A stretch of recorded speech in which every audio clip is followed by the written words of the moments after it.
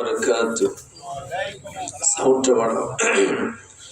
السلام عليكم ورحمة الله وبركاته. إن الحمد لله نحمده ونستعينه ونستغفره ونؤمن به ونتوكل عليه ونعوذ بالله من شرور أنفسنا ومن سيئات أعمالنا. من يهده الله فلا مضل له ومن يضلل فلا هادي له فلن تجد له وليا مرشدا. ونشهد أن لا إله إلا الله وحده لا شريك له والذي لا ضد له ولا ند له لا مثل له ولا مثيل له لا وزير له ولا كفيل له لا شبه له ولا شبيه له لا ولد له ولا والد له وهو الواحد الفرد الصمد لم يلد ولم يولد ولم يكن له كفوا أحد. ونشهد أن سيدنا ونبينا وحبيبنا وبشيرنا ونذيرنا وطبيبنا وطبيب أرواحنا وحبيبنا وحبيب ربنا محمدا عبد الله ورسوله أرسله بالحق بشيرا ونذيرا وداعيا إلى الله بإذنه وسراجا منيرا. أما بعد فقد قال الله تعالى في كلامه المجيد وفي فرقانه الحميد. সবাই জবান খুলে আমার সাথে পড়ুন আউযু বিল্লাহি মিনাশ শাইতানির রাজীম বিসমিল্লাহির রহমানির রহিম ইন্নামা ইয়া'মুরু মাসাজিদাল্লাহি من آمن بالله واليوم الآخر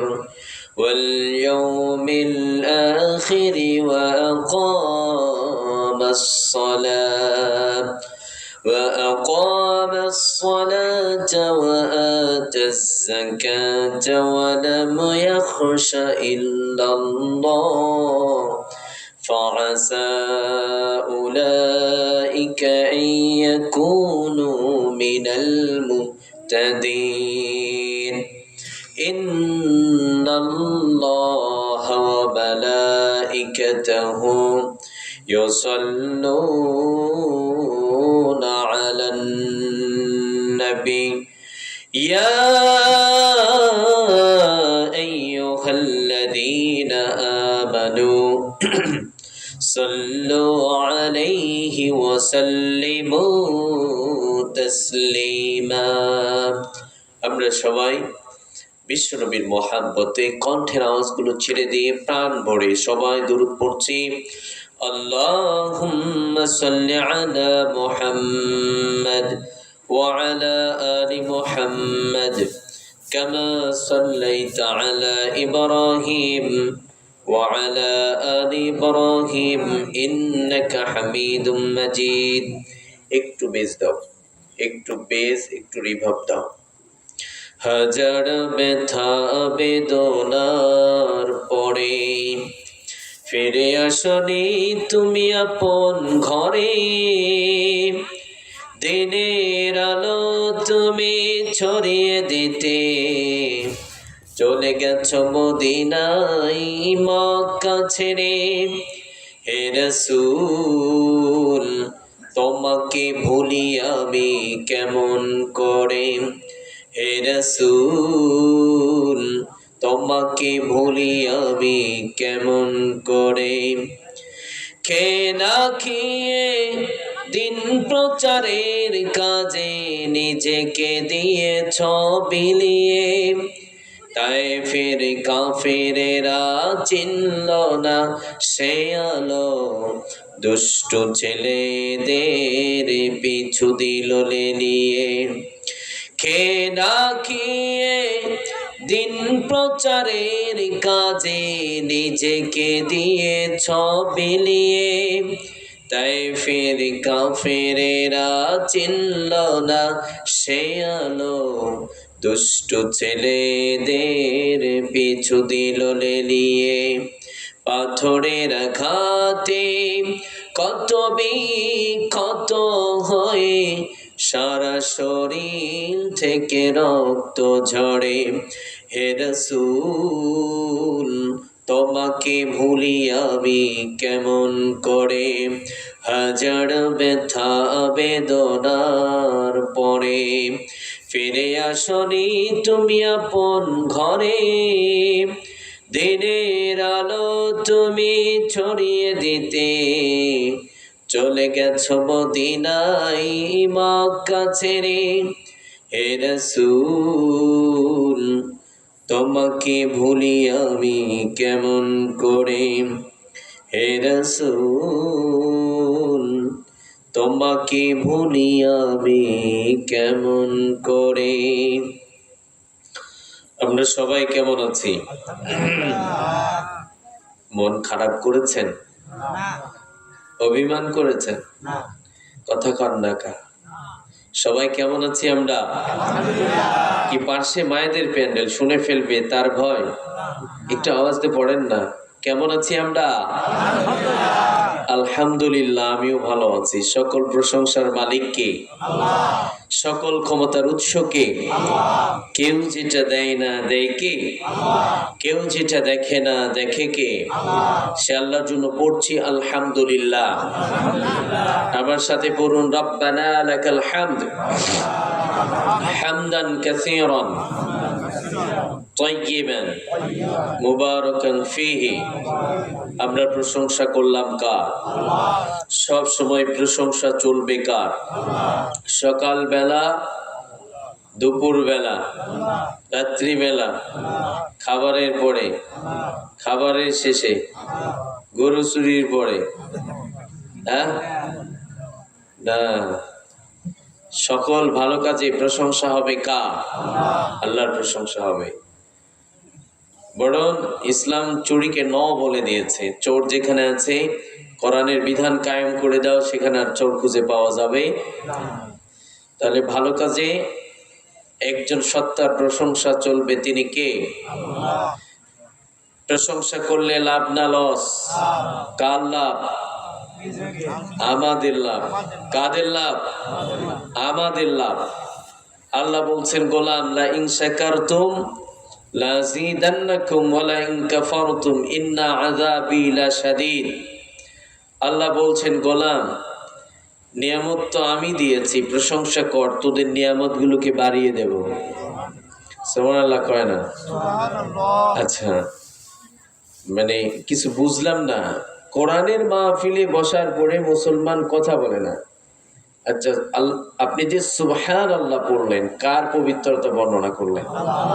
তাসবিহ পড়লে খুশি হন একজন, তিনি কে? জান্নাতে আপনার জন্য সুন্দর একটা গাছ নির্মাণ করে দেন, তিনি কে? লাভ না লস তাহলে সুবহানাল্লাহ পড়লে? হ্যাঁ, পড়েন না কেন?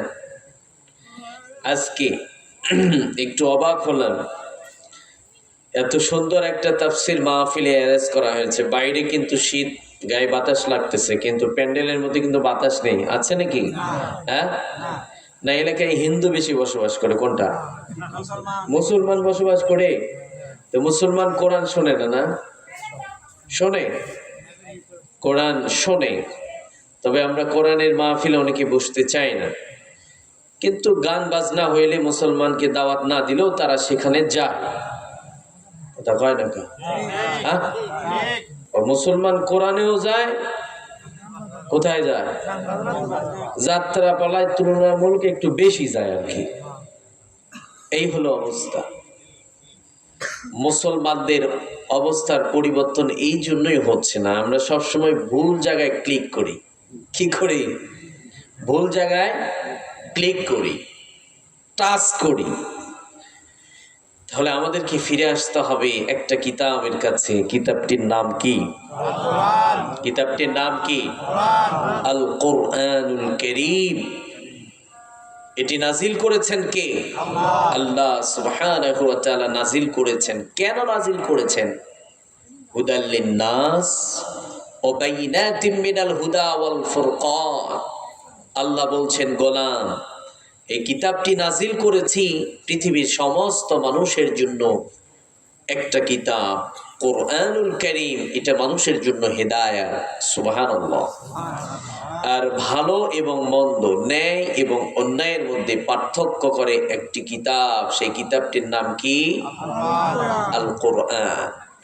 তাহলে এই কিতাবটি মানুষের হেদায়েতের জন্য আল্লাহ নাজিল করেছেন।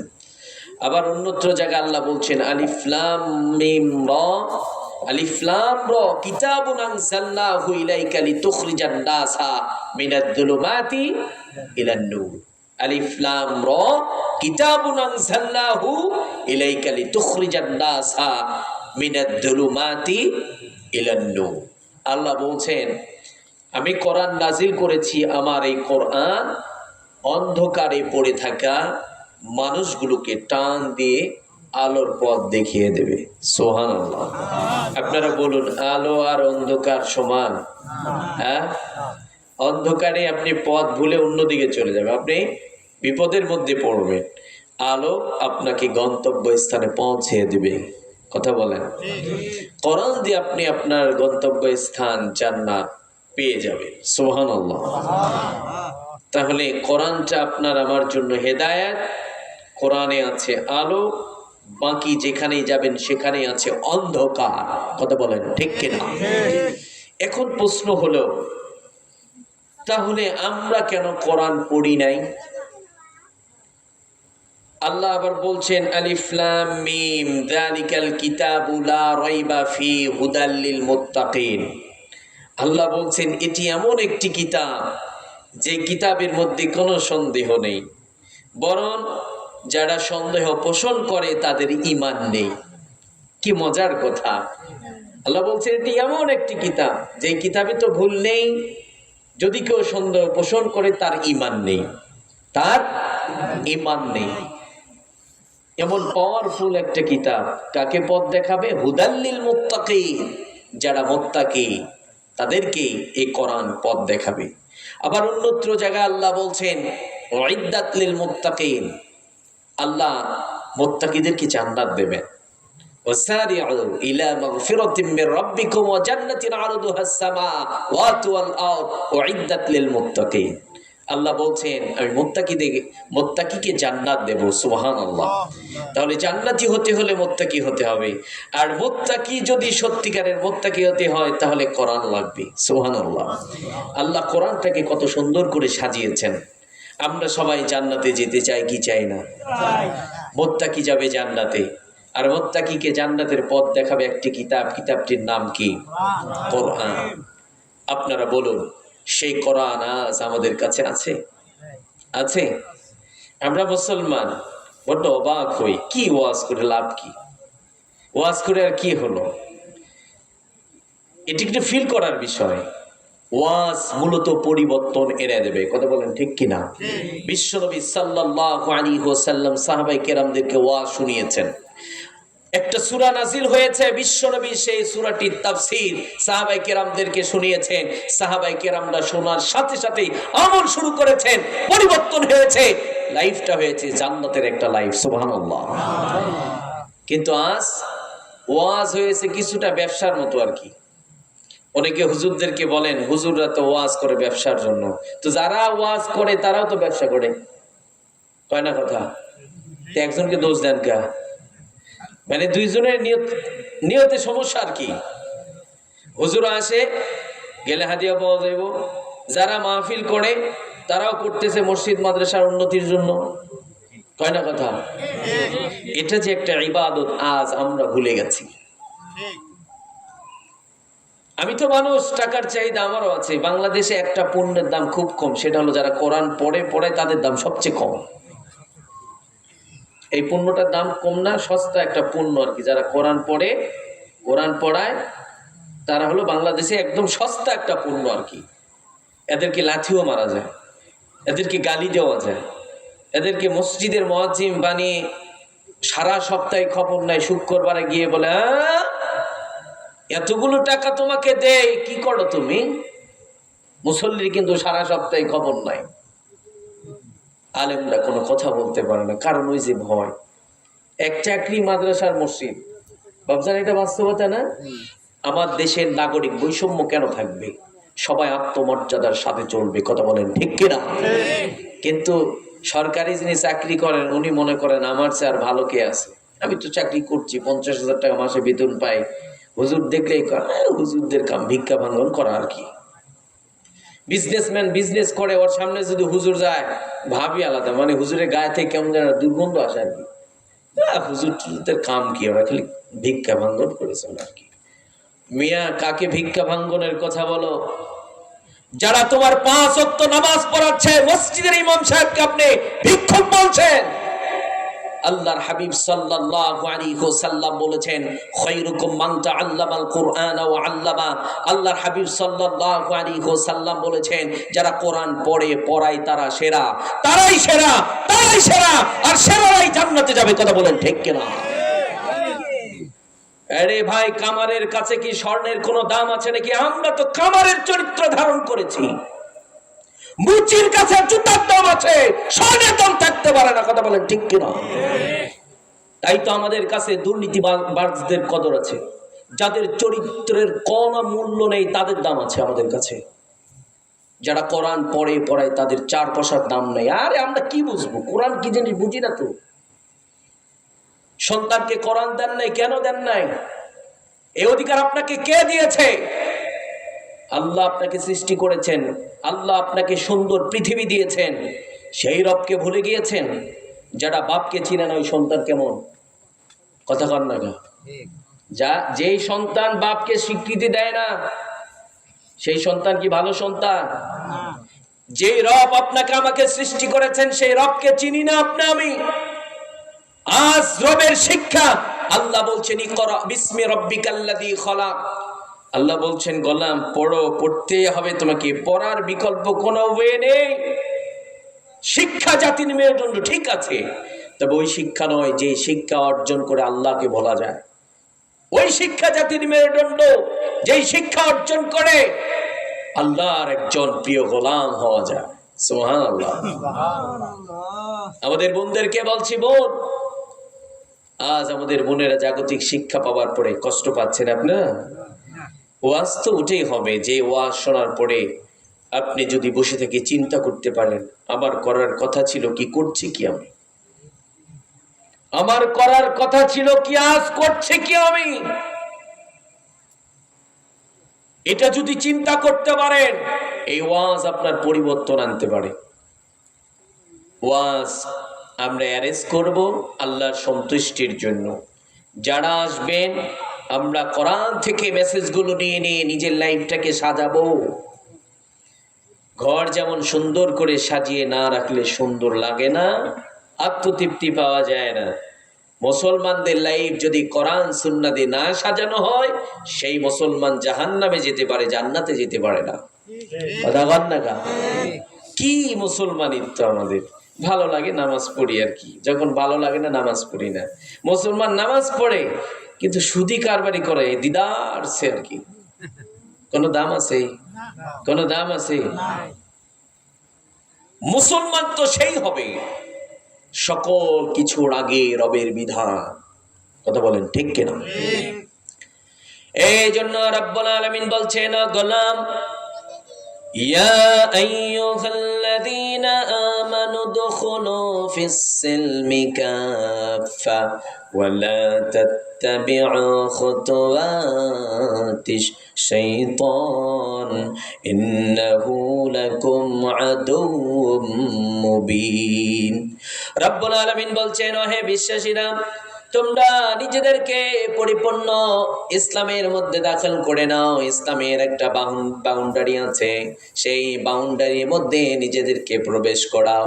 তার মানে রব্বুল আলামিন যে আদেশগুলো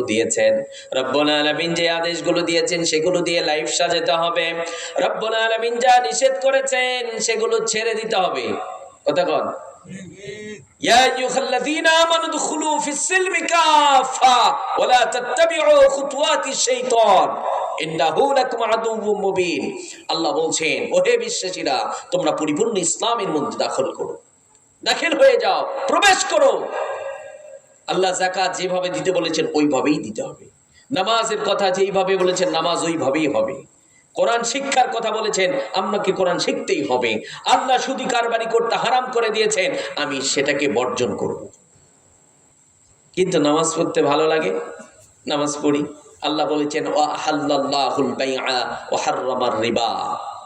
তোমরা সুদি কারবারি করিও না, বিজনেস করো, এটা হালাল, এর মধ্যে বারাকা আছে। কিন্তু সুদি কারবারি করা যাবে না। আপনি বাস বিজনেস করছেন, আপনি মজা পেয়ে গেছেন সুদি কারবারির, ঘাম ঝরানো লাগে না, মাঠের মধ্যে কাজও করা লাগে না, দেব 2000, এক সপ্তাহ পরে 5000। আছে না নাই? আছে না নাই? আল্লাহ ওটা হারাম করেছেন, তো ওটা ছেড়ে দেন। আপনি না পরিপূর্ণ মুসলমান হতে পারবেন। কথা বলেন ঠিক কিনা? আল্লাহ সুবহানাহু ওয়া তাআলা আপনাকে আমাকে কোরআন সুন্নাহর আলোকে জীবন গঠন করবার তৌফিক দান করুন। সবাই পড়েন আমিন। আজ বড় কষ্ট হয়, মুসলমান কোরআনের মাহফিলে আসতে চায় না। আজকে অনেকে বলেন, হুজুর ঠান্ডা তো, একটু বাতাস, তাই আসেন আর কি, কিচ্ছু লাগবে না। মমতাজ অথবা যাত্রাপালা অথবা এখানে যদি গান বাজনা হইতো, জাগা দিতে পারতেন না? কয় না কথা? জাগা দিতে পারতেন না তো।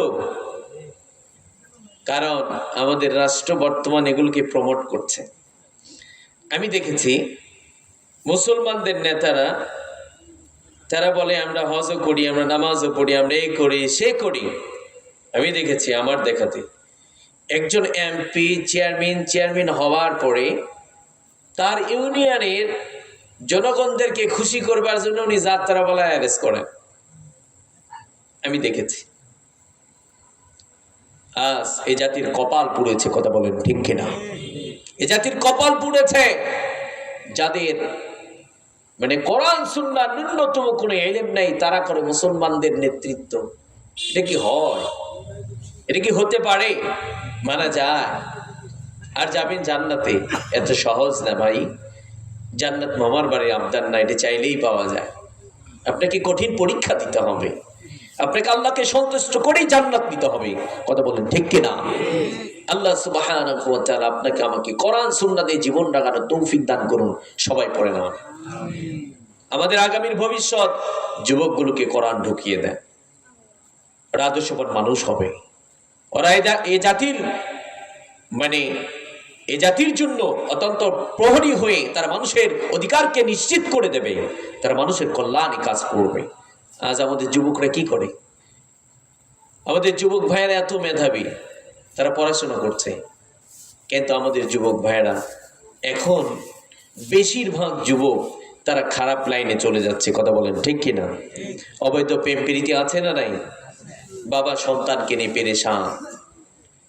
আবার যুবক পড়াশোনা করার পরে মেধার তো কোনো মূল্য নেই, যোগ্য ব্যক্তির কোনো মূল্য নেই এই রাষ্ট্রে। কথা বলেন ঠিক কিনা? যুবক পড়াশোনা করার পরে বেকার, বিয়ে করতে পারছে না, মাথার চুল পেকে যাচ্ছে। আবার মেয়ের বাবা যারা হয় তারা সরকারি চাকরি ছাড়া বিবাহ দেয় না। হায় হায়, এই সমাজে আর কি আছে রে ভাই? এই দেশটি, এই সমাজটি কিভাবে আজ একদম মানে বিপদগামী হয়ে গেছে, একদম ধ্বংসের দ্বার প্রান্তে দাঁড়িয়েছে। আজ যারা মেয়েকে বিবাহ দেয় তারা খোঁজে শুধু টাকাওয়ালা, ভালো মানুষ খোঁজে না। যুবকরা পেরেশান, চাকরি পেলাম না, যে চাকরি পেলাম না, ভালো একটা মেয়েকে বিয়ে করতে পারলাম না, ভালো একটা ফ্যামিলিতে বিয়ে করতে পারলাম না, তো এই লাইফের আর কি দাম আছে? ধরো কলকি আছে না নাই? আছে না নাই? বাবা সন্তানকে নিয়ে আজ পেরেশান, মাঝে মধ্যে বাবাকে ধরে পিটা, টাকা দাও, ওকে ছেলে বাইক নিয়ে ঘোরে, আমার কই? আছে না নাই? সন্তানকে যদি কোরআন শিখিয়ে দিতেন, আজ মুসলিম নারীদের চেহারা দেখলে মনে হয় ইহুদি খ্রিস্টানরা হার মানে। কথা বলেন, মুসলমানদের মেয়েদের চলাফেরা দেখলে ইহুদি খ্রিস্টানদের চলাফেরাও তাদের কাছে হার মেনে যায়। কথা বলেন ঠিক কিনা? আল্লাহ রাব্বুল আলামিন বলেছেন, ওয়াকারনা ফি বুয়ুতিকুন্না ওয়ালা তাবাররাজনা তাবাররুজাল জাহিলিয়াতিল উলা। আল্লাহ বলছেন, ও মুসলিম নারীরা, তোমরা চাইলেই কি সেই মূর্খতার যুগের নারীদের মতো অলঙ্গ আর বেহায়াপনা দিয়ে তোমরা বাইরে বের হতে পারবা? এই স্বাধীনতা তোমাদেরকে দেই নাই আমি। বের হতে পারবা, প্রয়োজন আছে, তবে পর্দা করে নেবা। তাহলে মুসলিম নারীরা বিধর্মীদেরকে ফলো করবে না, তারা কোরআন এবং সুন্নাহ দিয়ে ফলো করে করে তারা চলবে। কথা বলেন ঠিক কিনা? কিন্তু আজ কি হয়েছে দেখেন তো, আজ আমাদের বোনেরা পড়াশোনা করছে, তারা চাকরি করছে, তারা কত কি করছে, শুধুমাত্র একটু নিজেদের দাম বাড়ানোর জন্য। আপনারা বলুন তো, দাম বেড়েছে না কমেছে? মুরব্বী বাবারা যারা আছেন একটু রিপোর্ট করেন তো, আজ থেকে 20 বছর 30 বছর পূর্বে আপনার দাদি নানির বিয়ে হয়েছে, আজ যেভাবে যৌতুক নামক জরিমানা বেড়েছে, ওই সময় কি এত যৌতুক ছিল? ছিল? এত ছিল না, তাই না? মোহর দিয়েছে, দিয়ে বিয়ে করেছে। কিন্তু আজ ডিজিটাল বাংলাদেশ তো, এই এলাকার যদি সবচাইতে বেশি সুন্দরী একটা মেয়ে হয়, বাবার অনেক টাকা আছে, দেখতেও অনেক সুন্দর, মেয়েটি আবার সরকারি চাকরিও করে, এই গ্রামের একজন ভ্যান চালকের মেয়ের বিয়ে যদি 50,000 টাকা দেওয়া হয়, ওই যে মেয়েটির চেহারা সুন্দর, বাবার অনেক টাকা আছে, ওই মেয়েটির আর বিয়ে কিন্তু 50,000 টাকা দেওয়া হবে না, 50 লাখ টাকা লাগবে। কথা বলেন ঠিক কিনা? তার মানে ওনার জরিমানা বেশি, কারণ ওখানে কোরআন এবং সুন্নাহ না থাকার কারণে আজ বিপর্যয়। কথা বলেন ঠিক কিনা? যুবক ভাই যারা আছেন, আমরা কোরআন শিখবো ভাই। বাবাকে বলবেন, বাবা আপনি কোরআন পড়েন, আপনি কোরআন পড়েন না কেন? আজ আমাদের সন্তানরা মাঝে মধ্যে গান গায়। কি করে? আমাদের সন্তানরা মাঝে মধ্যে গান গায়, আমার বাবার মুখে প্রথম যেদিন শুনেছিলাম গান, সেদিন থেকে গানই জীবন, গানই আমার প্রাণ। কথা কয় না কেন? এই যুবক, এই গান গাও তোমরা, কারণ সন্তান বাবার কাছ থেকে গান শেখে। জন্মের পর থেকে এমন ব্যর্থ বাবা, বাবার কাছ থেকে সন্তান কোনোদিনও কোরআন শুনতে পারে নাই। বাবার কাছ থেকে সন্তান সিগারেট কেমনে খাবে এটা শেখে। কথা কন না কেন? এগুলো ওয়াজ না, না এগুলো বাস্তবতা, এগুলো পরিবর্তন আনতে হবে। সন্তান কেন বলবে বাবার কাছ থেকে, যেদিন থেকে আমি গান শুনেছি সেদিন থেকে গানই জীবন, গানই আমার প্রাণ। এজ মুসলিম হিসাবে আপনার সন্তান গান গাবে, আপনার সন্তান আপনার জীবন থেকে, আপনার সন্তান আপনার কাছ থেকে কোরআন শিখবে। যখন আপনার জবান থেকে আপনার সন্তান কোরআন শিখবে, তখন আপনার সন্তান গান গাবে। আমার বাবার মুখে প্রথম যেদিন শুনেছি কোরআন, সেদিন থেকে কোরআনই জীবন, কোরআনই আমার প্রাণ। সুবহানাল্লাহ। এই গান গাইতে পারে না, কারণ ওই বাবার কাছ থেকে তো কোরআন শোনেই না। কি আর কোরআন শুনবে? বাবা তোই কোরআন পারে না, সন্তান আবার শুনবে কেমনে? কথা কন না কা? আস আরে ভাই, ছাগলের পেট থেকে ছাগলের বাচ্চা আসলে ওটা ছাগল হয়ে যায়, মানুষের পেট থেকে মানুষের বাচ্চা আসলে ওটা মানুষ হয় না, ওইটারে মানুষ বানাতে হয়। কথা বলেন, ওইটারে কি করতে হয়? মানুষ বানাতে হয়। শুধু সন্তান জন্ম দিতে পারাটাই বাবা হওয়া যায় না। একজন যোগ্য বাবা হতে চাইলে সন্তানকে যোগ্য সন্তান হিসেবে গড়ে তুলতে হয়। কথা বলেন ঠিক কিনা? আজ আশ্চর্য হয়ে যায়, অনেক বাবা আছে সন্তানকে এমন অকথ্য ভাষায় গালি দেয়, ওই গালিটাই সেম গালিটা আপনার সন্তানকে আপনি দিয়েছেন, ওই গালিটাই অন্য আরেকজন ব্যক্তি যদি আপনাকে দিত তাহলে আপনি বসে থাকতেন না, আগে দু চারটা লাগায় দিতেন পরে কথা। কিন্তু ওই গালিটা আপনার সন্তানকে আপনি কেমনে দিলেন? তো বৃদ্ধ বয়সে মাঝে মধ্যে তো একটু গায়ে হাত উঠাবে, এটা স্বাভাবিক ব্যাপার।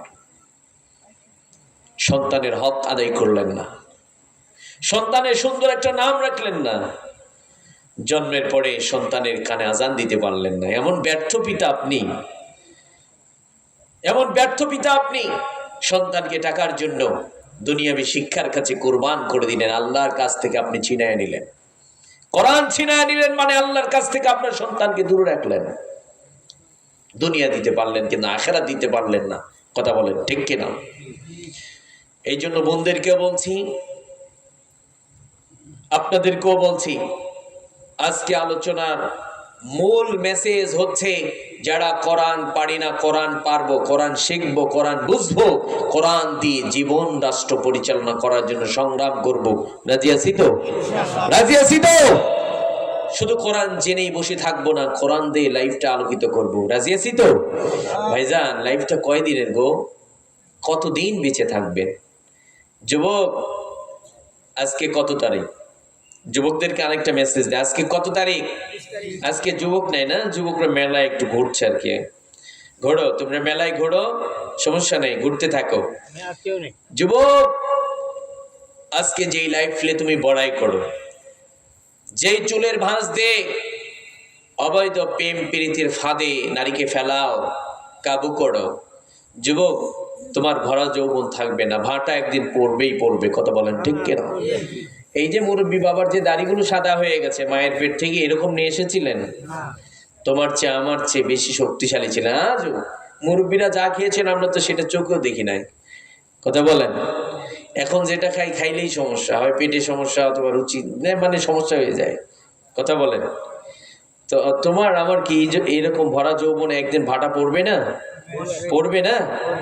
তো ভাটা পড়ার আগেই যদি আল্লাহর সন্তুষ্টি অর্জন করতে পারেন, আপনার কোনো টেনশন থাকবে না। এই জন্য আল্লাহর হাবিব সাল্লাল্লাহু আলাইহি ওয়াসাল্লাম বলেছেন, ইবাদাতিল্লাহ, ও আমার উম্মতেরা, তোমরা যদি তোমার যে যৌবনের হায়াতগুলো আল্লাহর ইবাদত দিয়ে সুসজ্জিত করতে পারো, কাল কিয়ামতের মুসিবতের দিন আল্লাহর আরশের ছায়া ছাড়া কোনো ছায়া থাকবে না। সেই দিন প্রতিটা মানুষ ইয়া নাফসি করতে থাকবে, পিপাসা লাগবে, পানির জন্য চিৎকার করবে, এমন পানি দেওয়া হবে খাওয়ার সাথে সাথে মাথার চাঁদিটা ঠাস করে ফেটে যাবে, খাওয়ার সাথে সাথে পেটের নাড়ি ভুঁড়িগুলো নিচ দিয়ে বের হয়ে যাবে। এমন ভয়ঙ্কর একটা দৃশ্যের অবতারণা হবে সেই দিন। ও যুবক, তোমার কোনো টেনশন নেই, আল্লাহ তোমাকে আরশের নিচে ছায়া দান করবেন। সুবহানাল্লাহ পড়ে। আপনারা বলুন তো ভাই, আমরা যারা এখানে উপস্থিত হয়েছি, কত ভাই তোমার আমার মাঝে ছিল গো, তারা কোনোদিনও মরতে চায়নি। আমি যখন ছোট্ট ছিলাম, হয়তো ক্লাস 1 বা 2 এ পড়তাম, তখন আমার বড় ভাই এসএসসি পরীক্ষা দিয়েছে, রেজাল্ট বের হয়নি, রোড অ্যাক্সিডেন্টে মারা গিয়েছে। সুন্দর চেহারা ছিল, তাকড়া যুবক, মরতে চায়নি তো, পৃথিবী থাকতে দেয়নি। কুল্লু নাফসিন যায়কাতুল মাউত, গোলাম এসেছিস, যেতে হবে। যত টাকার মালিক হও না কেন, যত ক্ষমতাধর হও না কেন, এসেছি, যেতে হবে, মরণ হবে, জানা আছে। এখানে যারা আছেন, এমন কোনো ভাই আছেন যে মরা লাগবে না? সবাইকে মরতে হবে, যেতে হবে। কবে যেতে হবে জানা নেই, যেতে হবে জানা আছে। কথা বলেন। মরণের সময় যে অভিজ্ঞতাটা যা হয় আর কি, মরণ এমন এক অভিজ্ঞতা কারো কাছে শেয়ার করা যায় না। কথা বলেন। আপনার মরণের সময় যা হয়েছে কারো কাছে শেয়ার করতে পারবেন না, মরণের সময় আমার এটা হয়েছিল। এই জন্য বোন, যুবক ভাই, আপনাদেরকে বলছি, গুনাহমুক্ত একটা লাইফ করার দরকার আছে না নাই? গুনাহ মুক্ত একটা লাইফ আমরা গড়বার জন্য একে অন্যের সহায়ক হব। রাজি আছি তো? দিনের ব্যাপারে আমি ভাইকে সহযোগিতা করব, ভাই আমাকে সহযোগিতা করবে, এক বোন আরেক বোনকে সহযোগিতা করবে, আরেকজন বোন অপরজনকে সহযোগিতা করবে। তার মানে একজন মুসলিম নারী পুরুষ একে অন্যের দিনের কাজে সহায়ক হবে। মানে আমি চাবো ভাই জান্নাতে যাক, ভাই চাবে আমি জান্নাতি হই, কারণ আমরা আল মুসলিম আখুল মুসলিম, মুসলিমরা ভাই ভাই, মুসলিমরা কি ভাই ভাই ভাই। তাহলে আমরা সবাই ভাই ভাই জান্নাতে যেতে চাই তো? যুবক ভাই আপনাদেরকে একটা মেসেজ দেই, মুরব্বী বাবা আপনারা যারা আছেন, আজকে ডিসেম্বর মাসের কয় তারিখ? 30 তারিখ। আগামীকাল 31 তারিখ, তারপরে 1 তারিখ 2025 সাল। এই আগামীকাল 31শে ডিসেম্বর রাত 12টা পের হলে কি হবে একটু বলবেন? 31st নাইট পালন হবে। কি হবে? 31st night. বিশেষ করে আধুনিক যুগের যুবক যুবতীরা এটাকে খুব বেশি প্রমোট করে, ওরা আগে থেকে প্রস্তুতি নিয়ে থাকে 31st নাইট পালন করব আমরা। আপনারা বলুন তো, মুসলমানের জীবনে 31st নাইট বলেন, বিবাহ বলেন, খাওয়া বলেন, পড়া বলেন, বিজনেস বলেন, কৃষি বলেন, প্রতিটা কাজ হবে কোরআন এবং সুন্নাহর আলোকে। কথা বলেন ঠিক কিনা? এখন যুবক ভাই তোমরা যে 31st নাইট পালন করবা, তোমাকে আগেই জানতে হবে কোরআন এবং সুন্নাতে 31st নাইটের জন্য কোনো বিধি নিষেধ আছে কিনা। যদি কোরআন এবং সুন্নাহ 31st নাইট পালন করার বৈধতা দেয়, আপনি করলে সওয়াব হবে, কোনো সমস্যা কোনো সমস্যা। মুরব্বীরা হয়তো ভাবতে পারেন যে হুজুর এটা কোনো ওয়াজ হলো নাকি? এটা ওয়াজ। যারা 31st নাইট পালন করবে তারা আল্লাহর সাথে শিরিক করবে। কি করবে? 31st নাইটের ইতিহাস, 31st নাইট পালন করত ইহুদিরা, বিধর্মীরা। তারা এই নববর্ষ নতুন বছর যখন আসতো, তাদের দেবতার কাছে তারা চাইতো, তারা মনে করত দেবতা মনে হয় ভালো এবং মন্দ করতে পারে, সেই দেবতার কাছে চাইতো। সেই রাতে তারা কি করত? আতশবাজি করত। তারা কোরআন সুন্নাহর বাহিরে আজ যেভাবে 31st নাইট পালন হচ্ছে, মুসলমানের সন্তানরা পালন করে, ঠিক ওইভাবে পালন করা হতো। টোটাল 31st নাইটের ইতিহাস মুসলমানদের ইতিহাস নয়, এটা ইহুদি খ্রিস্টানদের ইতিহাস। কথা বলেন ঠিক কিনা? আপনারা বলুন, মুসলমানের সন্তানরা ইহুদি খ্রিস্টানদের কি ফলো করতে পারবে? এই জন্য বিশ্বনবী সাল্লাল্লাহু আলাইহি ওয়াসাল্লাম বলছেন, ও আমার উম্মতেরা, মান তাশাব্বাহা বিকওমিন ফাহুয়া মিনহুম। বিশ্বনবী সাল্লাল্লাহু আলাইহি ওয়াসাল্লাম বলছেন, ও আমার উম্মতেরা, তোমরা দুনিয়ার বুকে যাদেরকেই ফলো করবা, যেই কওমকেই ফলো করবা, রব্বুল আলামিন তাদের সাথেই তোমার হাসর ঘটিয়ে দেবে। আজকে যারা ইহুদি খ্রিস্টানদেরকে ফলো করে 31st নাইট পালন করবে, যুবক আজকে তুমি দুনিয়ার আনন্দ করবার জন্য নতুন নববর্ষ উদযাপন করবা, আপনাকে দেখার দরকার ছিল, সর্বপ্রথম ভেরিফাই করার দরকার ছিল, আমার কোরআন যদি বৈধতা দিয়ে দেয় আমি 31st নাইট পালন করব, রব্বুল আলামিন কবুল করে নেবেন। কিন্তু আমরা যারা এখানে উপস্থিত হয়েছি, এমন কোন একজন ভাই বুকে হাত দিয়ে বলতে পারবেন কোরআন সুন্নাহর কোন দলিল আছে কিনা? আছে? পাওয়া যাবে? টোটাল ইহুদি খ্রিস্টানদের কাজ। মান তাশাব্বাহা বিকওমিন ফাহুয়া মিনহুম। আপনি যাকেই ফলো করবেন, যার সাদৃশ্যকে গ্রহণ করবেন, কিয়ামতের দিন আপনি তার সাথে উঠবেন, তার সাথে আপনার হাসর নাসর হবে। এই যে মুসলিম হিসাবে বিশ্ব নবীকে ফলো করবার কথা ছিল, বিশ্ব নবীর রঙে রঙিন হয়ে বিশ্ব নবীর শাফাত নিয়ে জান্নাতি হবার কথা ছিল। কথা বলেন ঠিক কিনা? কিন্তু আজ আমরা ইহুদি খ্রিস্টানদেরকে ফলো করছি।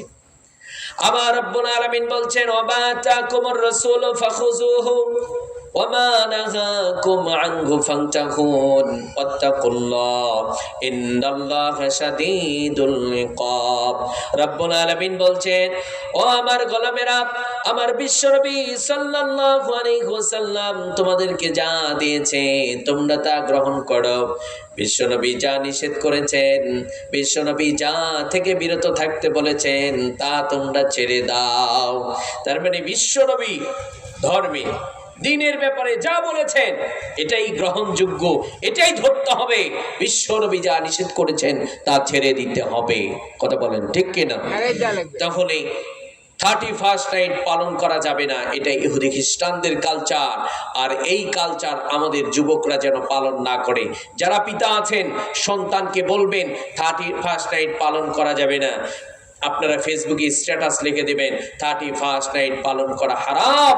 বরং মুসলমানের সন্তান যদি নতুন বৎসরকে বরণ করতে হয় তাহলে একটা কাজ করবে, সেটি হলো ওই দিন কোরআন পড়বে, সেদিন কাজ হাতে নেবে।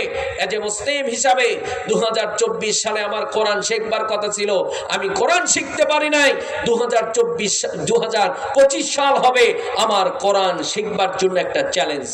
আমি কোরআন শিখেই ছাড়বো, কোরআন আমি বুঝবই, কোরআন দিয়ে আমি জীবন গড়বই। 2025 সাল হয় যেন আমার কোরআন শিখার একটা বছর। পারা যাবে তো? পারা যাবে তো? আল্লাহ কবুল করুন, সবাই পড়েন আমিন। আর বোনদেরকে বলছি, বোন নতুন বছরে আপনাদের চ্যালেঞ্জ হচ্ছে যারা পর্দা করেন না তারা পর্দা করে চলবেন। কি করে চলবেন? তারা পর্দা করে চলবে। গার্ডিয়ান যারা আছেন, আমরা আমাদের মেয়েকে স্ত্রীকে যেন আমরা পর্দা বাধ্যতামূলক করাই। আল্লাহ যেন কবুল করেন, সবাই পড়েন আমিন। আল্লাহ কবুল করুন। সম্মানিত ভাইয়েরা আমার, আজকের এই তাফসীর মাহফিলটি হচ্ছে মসজিদের উদ্যোগে আজকের এই তাফসীর মাহফিল। আমি এখন একটা সাবজেক্টের উপর কথা বলবো। একজন আলোচকের আলোচনা তখনই ভালো হয় যখন হিউজ পরিমাণ শ্রোতা থাকে। আমরা তো ভাইরাল নামক ভাইরাসের পিছনে ছুটেছি, তো এই জন্য অবস্থা খারাপ। মাহফিলে বসি কিছুটা একটু মানুষ লৌকিকতা আর কি, সব জায়গায় আর কি। আমরা আসি না মাহফিল দিয়ে কিছু শিখে যাবে এই চিন্তা ভাবনা নিয়ে আসি না। আমরা আসি যেখানে ভাইরাল বক্তা আছে সেখানে যাব। তো যাকগে, যারা এসেছেন যদি সত্যি কোরআন থেকে কিছু শেখার জন্য এসে থাকেন তাহলে আল্লাহ কবুল করবেন। একটু কষ্ট দেন, এলোমেলো অবস্থায় না বসে থেকে 1 ঘন্টা যদি কথা বলি কষ্ট হবে? কষ্ট হবে? একটু আসেন দেখি, চাপায় আসেন, আসেন আসেন। দেখেন মানুষ আসেন রে ভাই, আসেন না, সমস্যা কি? একটু সামনে আসলে সমস্যাটা হবে কি? কোরআনের মাহফিলে বসার পরে লড়তেই চায় না, শরীরের মধ্যে মানে জোর থাকে না, এনার্জি থাকে না, কি যে একটা বাজে অবস্থা না। আসেন সবাই সামনের দিকে চলে আসেন, একজনও ফাঁকা রাখবেন না। ফাঁকা থাকবেন শয়তান গুতাগুতি করবে, যাও গা, এটা ওয়াজ হইল নাকি? ভাই যে ঘুমাও। 3টা তাকবীর দেব, দিয়ে আজকে একটা সাবজেক্ট নিয়ে আলোচনা করব। আজকে আলোচনার সাবজেক্ট হচ্ছে মসজিদ আবাদকারীর পরিচয়। আজকে আলোচনার সাবজেক্ট কি? মসজিদ আবাদকারীর। আমরা সবাই মসজিদের আবাদকারী হতে চাই কি চাই না? মসজিদের আবাদকারী আপনি যদি বলেন আমি মসজিদের আবাদকারী, তাহলে কি হয়ে যাবে? না, আল্লাহ বলছেন যারা মসজিদের আবাদকারী হবে তাদের কিছু বৈশিষ্ট্য থাকবে। কি থাকবে? তাদের বৈশিষ্ট্য থাকবে। আজকে আমরা মসজিদের আবাদকারীর বৈশিষ্ট্য জেনে এখান থেকে আমরা উঠে যাব ইনশাআল্লাহ। 3টা তাকবীর দেন তো, লিল্লাহে তাকবীর, লিল্লাহে তাকবীর। আল কোরআনের আলো, কোরআন সুন্নাহর আলো, লিল্লাহে তাকবীর। আল্লাহ কবুল করুন, সবাই পড়েন আমিন। দেখেন তো এখন পরিবেশটা সুন্দর হলো না? যেই 4 জন থাকে আর কি, একটু ভালো লাগছে এখন। সমস্যা নেই, যারা দাঁড়িয়ে আছেন ভাই আসেন, মাহফিলে বসে যান। তাহলে আজকে আলোচনার সাবজেক্ট কি ভাইজান? মসজিদ আবাদকারীর পরিচয়। রব্বুল আলামিন বলছেন, ও গোলাম, যারা মসজিদের আবাদকারী হবে তাদের প্রথম নাম্বার বৈশিষ্ট্য থাকবে ইন্নামা ইয়া'মুরু মাসাজিদাল্লাহি মান আমানা বিল্লাহি ওয়াল ইয়াউমিল আখির। রব্বুল আলামিন বলছেন নিশ্চয় তারাই মসজিদের আবাদকারী। যারা মসজিদের আবাদকারী হবে তাদের প্রথম বৈশিষ্ট্য হচ্ছে মান আমানা বিল্লাহ, তারা আল্লাহর প্রতি ঈমান আনে। কার প্রতি? 1 নাম্বার কাজ করতে হবে মসজিদের আবাদকারী যারা, তারা আল্লাহর প্রতি ঈমান আনে।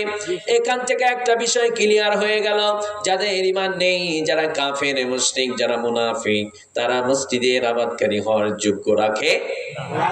যাদের ঈমান নেই তারা মসজিদের আবাদকারী হতে পারবে নাকি? মসজিদের আবাদকারী কেবলমাত্র তারাই হবে যাদের ঈমান আছে।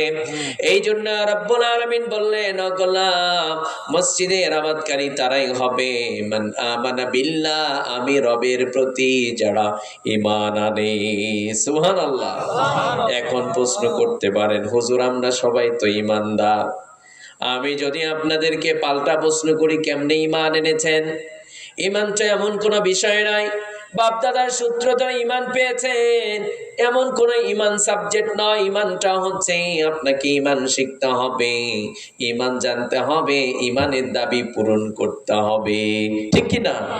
ঈমানের দাবি পূরণ করতে হবে। এই জন্য রব্বুল আলামিন আবার বলছেন, ও আমার গোলাম, তোমরা যে ঈমান এনেছো, ঈমানটা কার মতো ঈমান এনেছো? তোমার বাপ তো ঈমান এনেছে।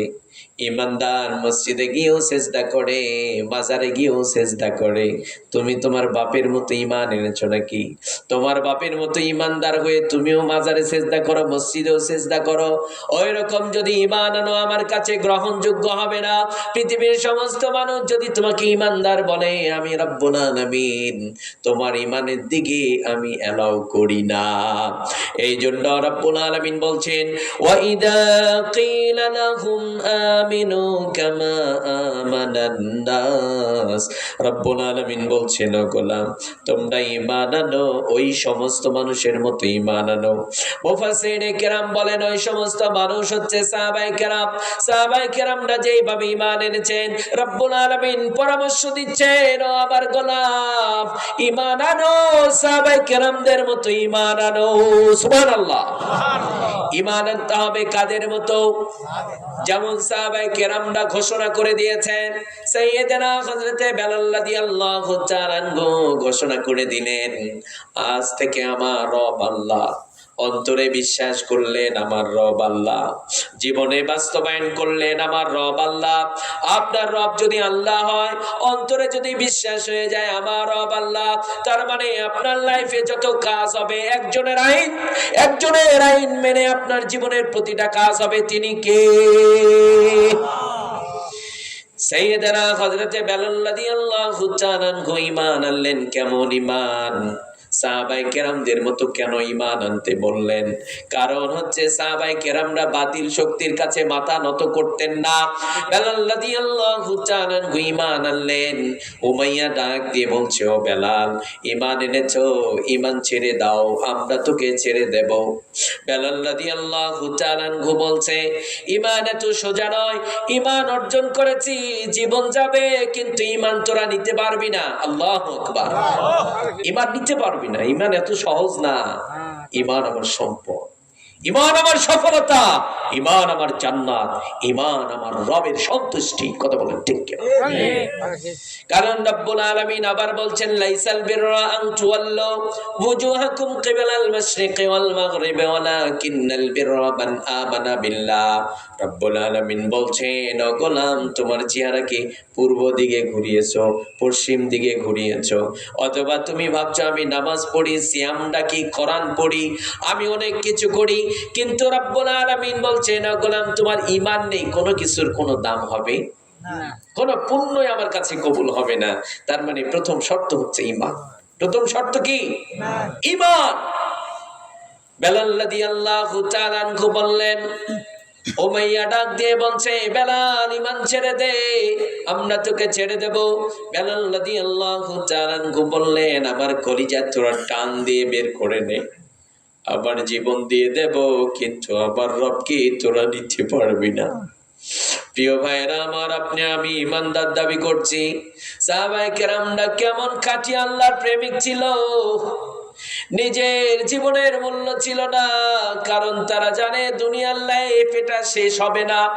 এই দুনিয়ার লাইফ এটা স্থায়ী লাইফ নয়, এটা ফুরিয়ে যাবে। কিন্তু আখিরাতের একটা লাইফ আছে যার অনন্তকাল, এটা কোনোদিন ফুরাবে না।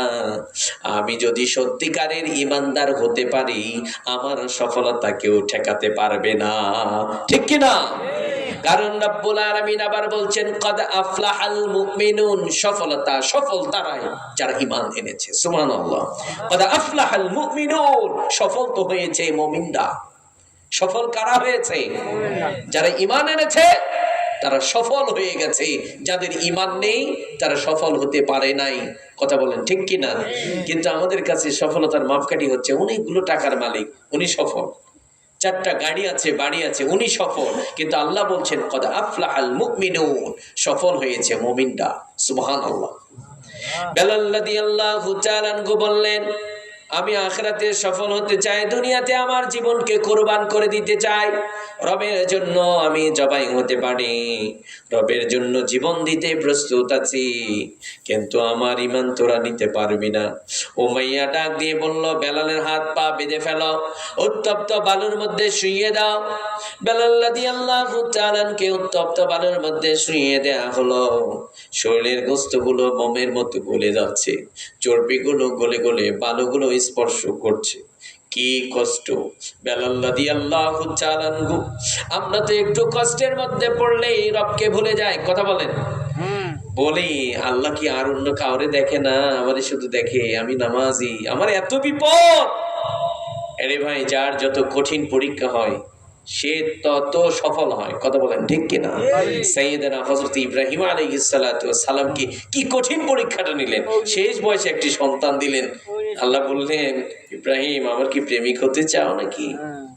কলিজাটা দাও, কলিজা, তোমার প্রিয় বস্তুটা আমার জন্য কুরবান করো।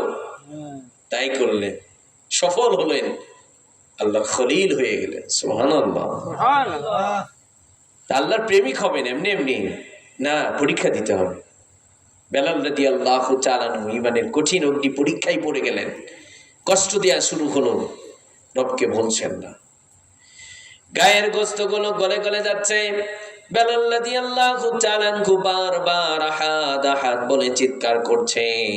উমাইয়া সহ্য করতে পারল না। উমাইয়া ডাক দিয়ে বলছে, বেলালকে এত কষ্ট দেওয়া হয়, কিছুতেই রবের নাম বন্ধ করে না। উমাইয়ার জিহ্বার মধ্যে প্যারাক গেড়ে দাও, যাতে করে বেলালের জিহ্বার মধ্যে প্যারাক গেড়ে দাও, যাতে করে বেলাল বারবার আহাদ আহাদ বলে চিৎকার না করতে পারে। ঠিক তাই করা হলো। বেলাল রাদিয়াল্লাহু তাআলা আনহুর জিহ্বার মধ্যে প্যারাক গেড়ে দেয়া হলো। তারপরও বারবার আহাদ আহাদ বলে চিৎকার করছে। বেলালের মা দূর থেকে দেখছে, বেলালের জিহ্বার মধ্যে প্যারাক গেড়ে দেয়া হলো। মূল কারণ হচ্ছে বেলাল যাতে করে রবের নাম না জপতে পারে। বেলাল রাদিয়াল্লাহু তাআলা আনহু বারবার আহাদ আহাদ বলে চিৎকার করছে। বেলালের মা ডাক দিয়ে বলছে, ও বেলাল, জিহ্বার মধ্যে প্যারাক নিয়ে কি রবকে ডাক দেওয়া যায়? বেলাল রাদিয়াল্লাহু তাআলা আনহু বলছে, মা, এতদিন রবকে ডাক দিয়েছি, মজা পেয়েছি, কিন্তু আজকে ঈমানটা এত পরিপূর্ণ হয়েছে, আমাকে তারা কেটে কেটে টুকরো টুকরো করবে। ঈমানের অগ্নি পরীক্ষায় উপস্থিত হয়েছি। আমি যখন এই টাইমের মধ্যে রবকে ডাক দিয়েছি, আমার কলিজা ভরে গিয়েছে, আমার ঈমান পরিপূর্ণ হয়ে গেছে। এতদিন আমি রবকে ডাক দিয়েছি, যে স্বাদ আর মজা পাই নাই, আজকে যখন জিহ্বার মধ্যে প্যারাক নিয়ে ঈমানের অগ্নি পরীক্ষায় উপস্থিত হয়ে আমি যখন রবকে ডাক দিয়েছি, আমার ঈমান পরিপূর্ণ হয়ে গেছে। সুবহানাল্লাহ। আরে ভাই, এটা ঈমান। বাতিল শক্তি কয় ঈমান দে, বেলাল রাদিয়াল্লাহু তাআলা আনহু কয় ঈমান নিবি, কলিজা নেই, ঈমান নিতে পারবি না, ঈমান দেব না। ঈমান দিলাম মানে আল্লাহকে দিলাম। কথা কন না কেন? কলিজা দেব, আল্লাহ দেব না। মাথা দেব, আল্লাহ দেব না।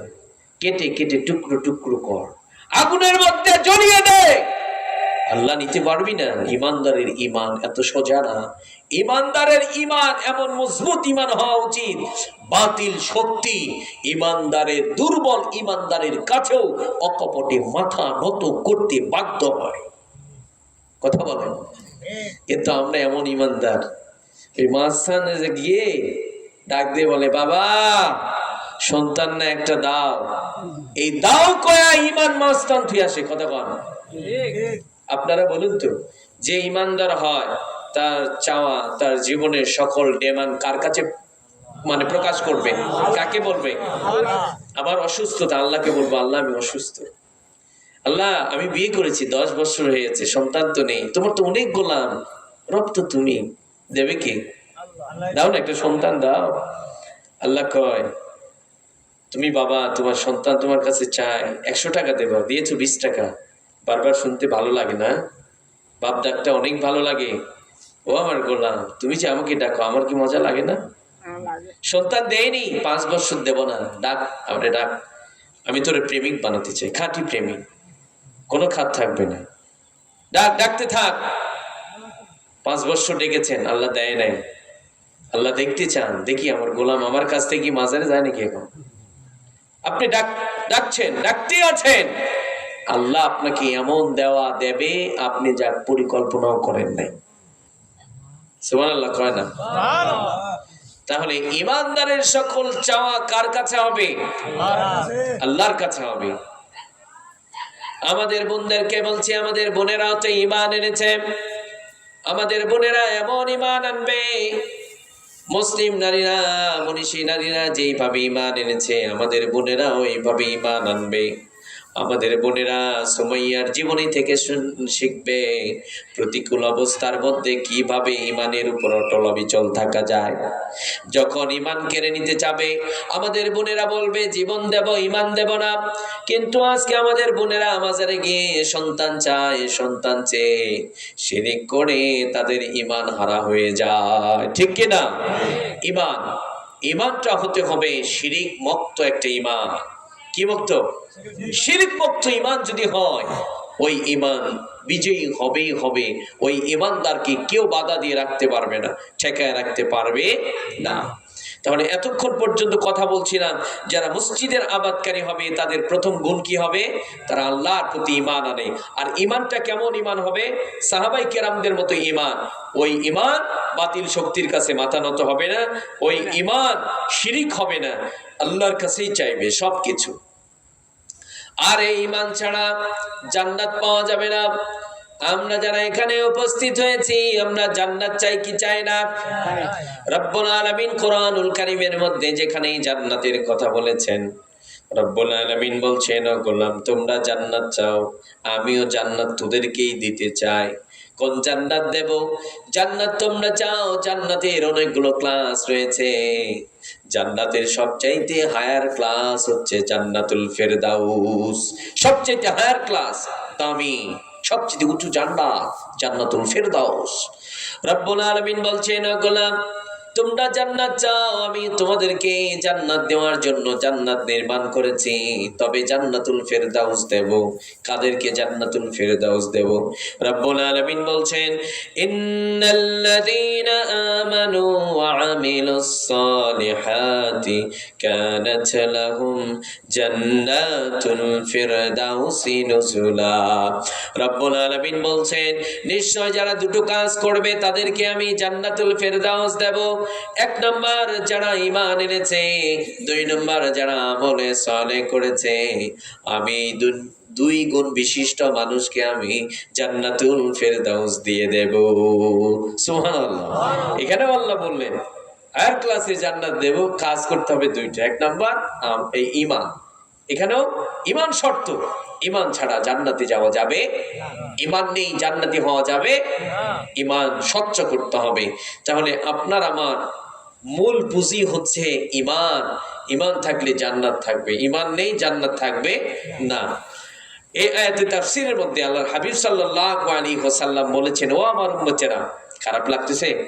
দোয়া করে দেব? হ্যাঁ, আল্লাহর হাবিব সাল্লাল্লাহু আলাইহি ওয়াসাল্লাম বলেছেন, ও আমার উম্মতেরা, তোমরা যখন আল্লাহর কাছে 2টো হাত উঠিয়ে বলবা, আল্লাহ আপনি আমাকে জান্নাত দেন, তখন কোন জান্নাতের জন্য তোমরা দোয়া করবা?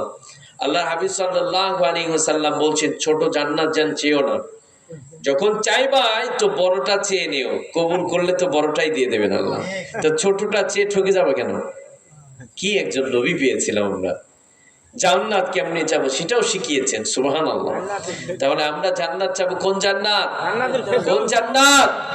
জান্নাতুল ফেরদাউস। আল্লাহ যেন আপনাকে, আমাকে, আমাদের বন্ধুদেরকে, সবাইকে জান্নাতুল ফেরদাউসের অধিবাসী বানিয়ে দেন। সবাই পড়েন আমিন। মায়েদেরকে বলছি, মা আপনারা ঈমান এনেছেন, এখন ঈমানের দাবি হবে আপনারা পর্দা করে চলবেন। কারণ আমি যখন ঈমান এনেছি, আমি স্বীকৃতি দিয়েছি আমার রব আল্লাহ, নবী রাসূলদের প্রতি ঈমান এনেছি। কথা বলেন ঠিক কিনা? কিতাবের প্রতি ঈমান এনেছি। আপনি যদি এখন বলেন আমি কোরআনের প্রতি ঈমান এনেছি, এই কথা বলে বসে থাকলে হবে না। এই কিতাবের প্রতি আপনি যে ঈমান এনেছেন, এটা পরিপূর্ণ হবে তখনই যখনই কোরআনের বিধান দিয়ে আপনি নিজেকে সাজাবেন। কথা বলেন ঠিক কিনা? আপনি এখন বললেন, আল্লাহ তো বলেছেন কোরআনের প্রতিও ঈমান আনতে হবে, কিতাবের প্রতিও। তো কিতাবের প্রতি ঈমান আনলাম বলার পরে আপনার জীবনের যত কাজ হয় সব এই কিতাবের বিপরীতমুখী। ওই কথা বলার কোনো দাম আছে যে আমি কিতাবের উপর ঈমান আনলাম, অথচ আমার জীবনের প্রতিটা কাজ ওই কিতাবের বিরুদ্ধে, মানে বিপরীতমুখী? তাহলে ওই ঈমানের কোনো দাম আছে? দাম আছে? তাহলে এখন কাজ হবে, আপনি যখন স্বীকৃতি দিয়েছেন কিতাবের প্রতিও ঈমান এনেছি, তাহলে কিতাবের সকল বিধান দিয়ে আপনাকে জীবন করতে হবে। কথা বলেন।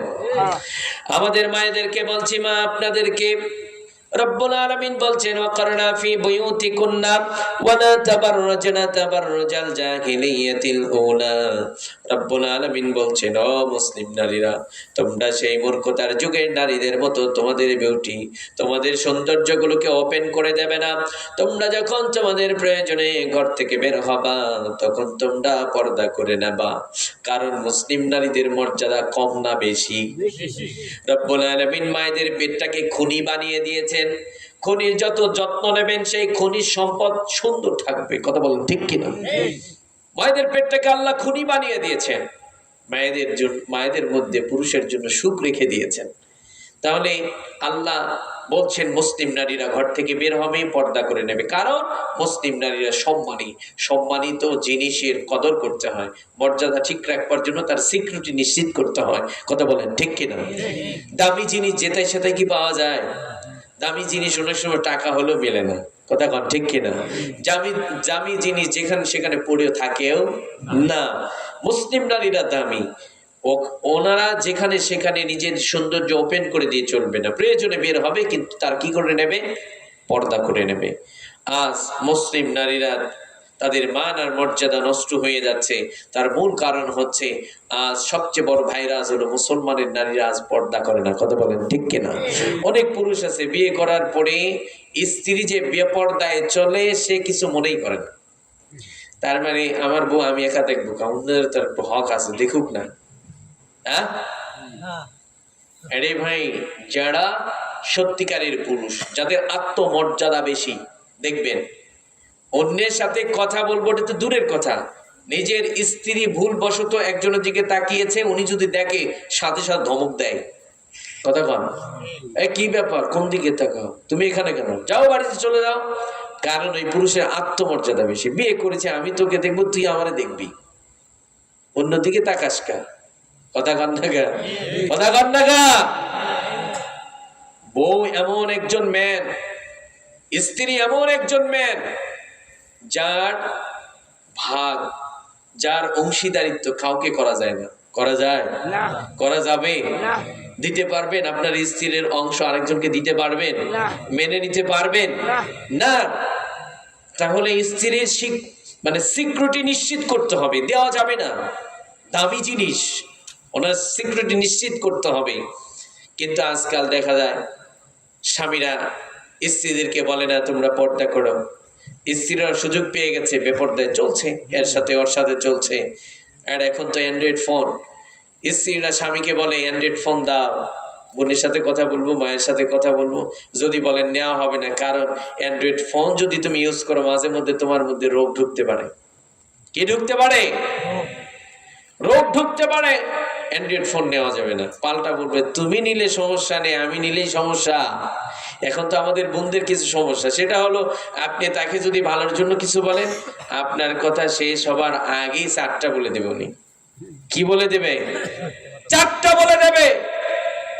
আজ আমাদের বাংলাদেশে হুজুর বলেন, খাজুর বলেন, গাইরে হুজুর বলেন, একজন মানুষ নেই বুকে হাত দিয়ে বলতে পারবে হুজুর দাম্পত্য জীবনে আমি অনেক সুখী, আজ ও শান্তির আগুনে দাউ দাউ করে জ্বলছি। কি জ্বলাটা যে জ্বলছি আমরা।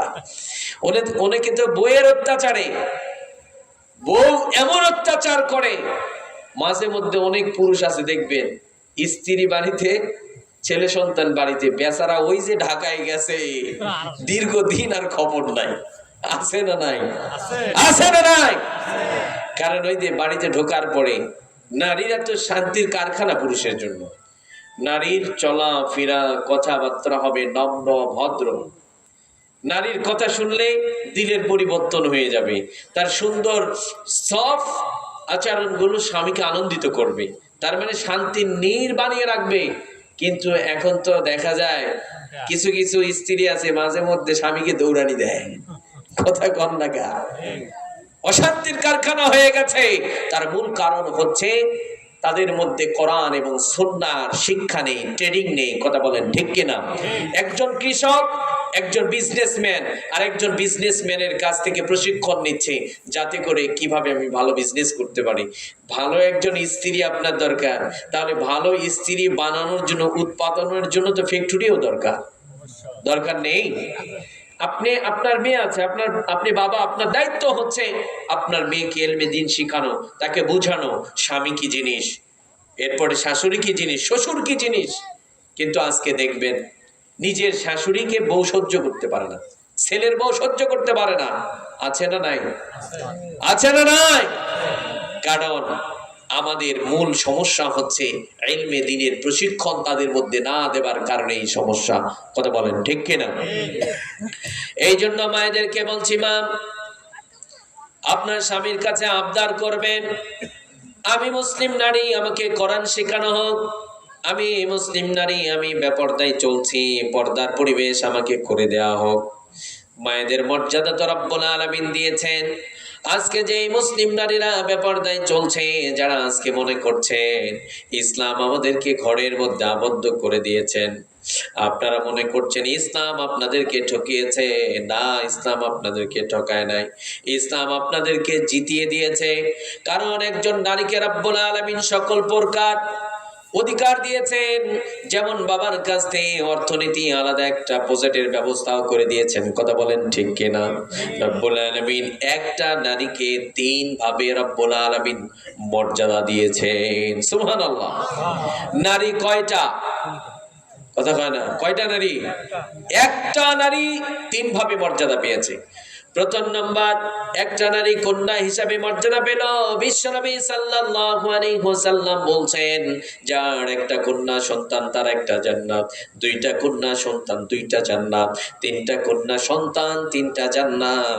শুধু তাই নয়, এইভাবে আপনার আমার প্রিয় নবী সাল্লাল্লাহু আলাইহি ওয়াসাল্লাম 2টো আঙ্গুল এইভাবে পাশাপাশি দাঁড় করিয়ে দিলেন আর বললেন, 3টা কন্যা সন্তানের পিতা সে আর আমি পাশাপাশি জান্নাতে থাকবো। সুবহানাল্লাহ। তাহলে সর্বপ্রথম কন্যা সন্তান হিসেবে মর্যাদা পেল। তার মানে বাবাকে বলল, কন্যা সন্তানকে আদর করো, যত্ন করো, লালন পালন করো, তুমি জান্নাতি হবা। এই কন্যা সন্তানটি যখন আস্তে আস্তে বেড়ে উঠছে, ওই কন্যা সন্তানটিকে দ্বিতীয় স্টেপে রব্বুল আলামিন মর্যাদা দিচ্ছেন স্ত্রী হিসাবে। কি হিসাবে? স্ত্রী হিসাবে মর্যাদা দিচ্ছে রব্বুল আলামিন। এইবার বলছেন, তুমি বিবাহ করবা। একজন নারী, একজন পুরুষ একজন নারীকে বিবাহ করতে চায়, রব্বুল আলামিন বলছেন, মোহর দিয়ে দাও। কি করো? মোহর দিয়ে দাও। মোহর ফরজ না নফল? ফরজ না নফল? মোহর কখন দিতে হয়? আগে না পরে? না, এখন চিন্তা করে অধিকাংশ গার্ডিয়ান, সারাসারি তো একদিন হবে, একটু বেশি করে লিখে রাখো আর কি, তখন একটা সাপোর্ট পাওয়া যাবে। আছে না নাই? কি যে আমাদের মানসিকতা। অনেক সময় অনেক ফ্যামিলির অবস্থা হলে এমন যে একটু বেশি করে আর কি, বেশি করে একটু লিখে রাখো আর কি, তাও যদি ওই সারাসারি যদি কখনো হয়। অথবা অনেকে এই চিন্তা করে একটু বেশি করে লিখে রাখো, তাহলে আর ছেড়ে দিতে পারবে না, অথচ ইসলাম কত সুন্দর বিধান দিয়েছেন। প্রয়োজন যদি হয় স্টেপ বাই স্টেপ ফলো করার পরেও যদি বিবাহ না টিকে, আল্লাহ বলছেন তালাক দিয়ে দাও, কোনো সমস্যা নেই, কারণ আপনাকে আমাকে আল্লাহ সুখী দেখতে চান। সুবহানাল্লাহ বলে। আচ্ছা, একটা মেয়ের সাথে আমার হচ্ছে না, এখন যদি দুনিয়ার সব মানুষ বলে তোমার জীবন যাক আর থাক, তার সাথেই থাকা লাগবে আর কি, বলেন তো ওই জীবনের আর কোনো দাম আছে? দাম আছে। কিন্তু আল্লাহ বলছেন যদি তার সাথে নাই হয় কোনো সমস্যা নেই, ওয়াজ নসিহত সালিশি সব করার পরে যদি না হয়, ঠিক আছে তালাক দাও, তালাক দিয়ে তুমি অন্য একটা জায়গায় বিবাহ করো, ওই মেয়েরও আরেকটা জায়গায় বিয়ে হোক, সেখানে ভালো থাকবে। আপনারা বলুন তো ইসলাম কত সুন্দর। আর আজকে আমরা কি করলাম, একজন ভ্যান চালক বিয়ে দিয়ে দিয়েছে, 2 লাখ টাকা মোহর, যুবক স্ত্রীর সাথে হয় না, ও চিন্তায় পড়ে গেছে বউ ছাড়বো কেমনি, 2 লাখ টাকা কম কথা নেই, আমার দিনই যায় না, চালি কিনতে পারি না, বউ ছাড়বো, যা হয় হোক গা, এমনি চলুক, আছে না নাই? এগুলো কিন্তু বানোয়াট কোনো কথা না, এগুলো কোরআনের কথা। কথা বলেন ঠিক কিনা? বাস্তবতা এরকম চলছে না এখন।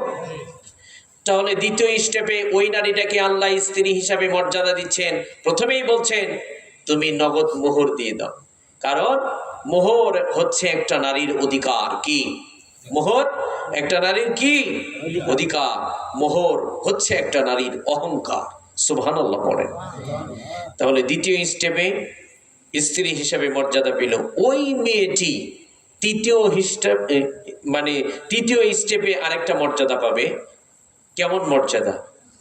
আপনি আমি ভাবতে পারি ওই মেয়েটি যখন বৃদ্ধ হয়ে যাবে, তো বয়স হয়ে গেছে, তার দ্বারা আর কি হবে, বয়স হয়ে গেছে, তার কোনো দাম নেই মনে করতে পারি।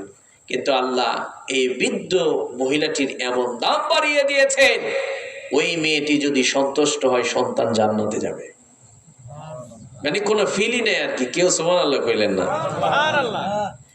বিশ্বনবী সাল্লাল্লাহু আলাইহি ওয়াসাল্লাম বলছেন আল জান্নাতু তাহতা আকদামিল উম্মাহাত।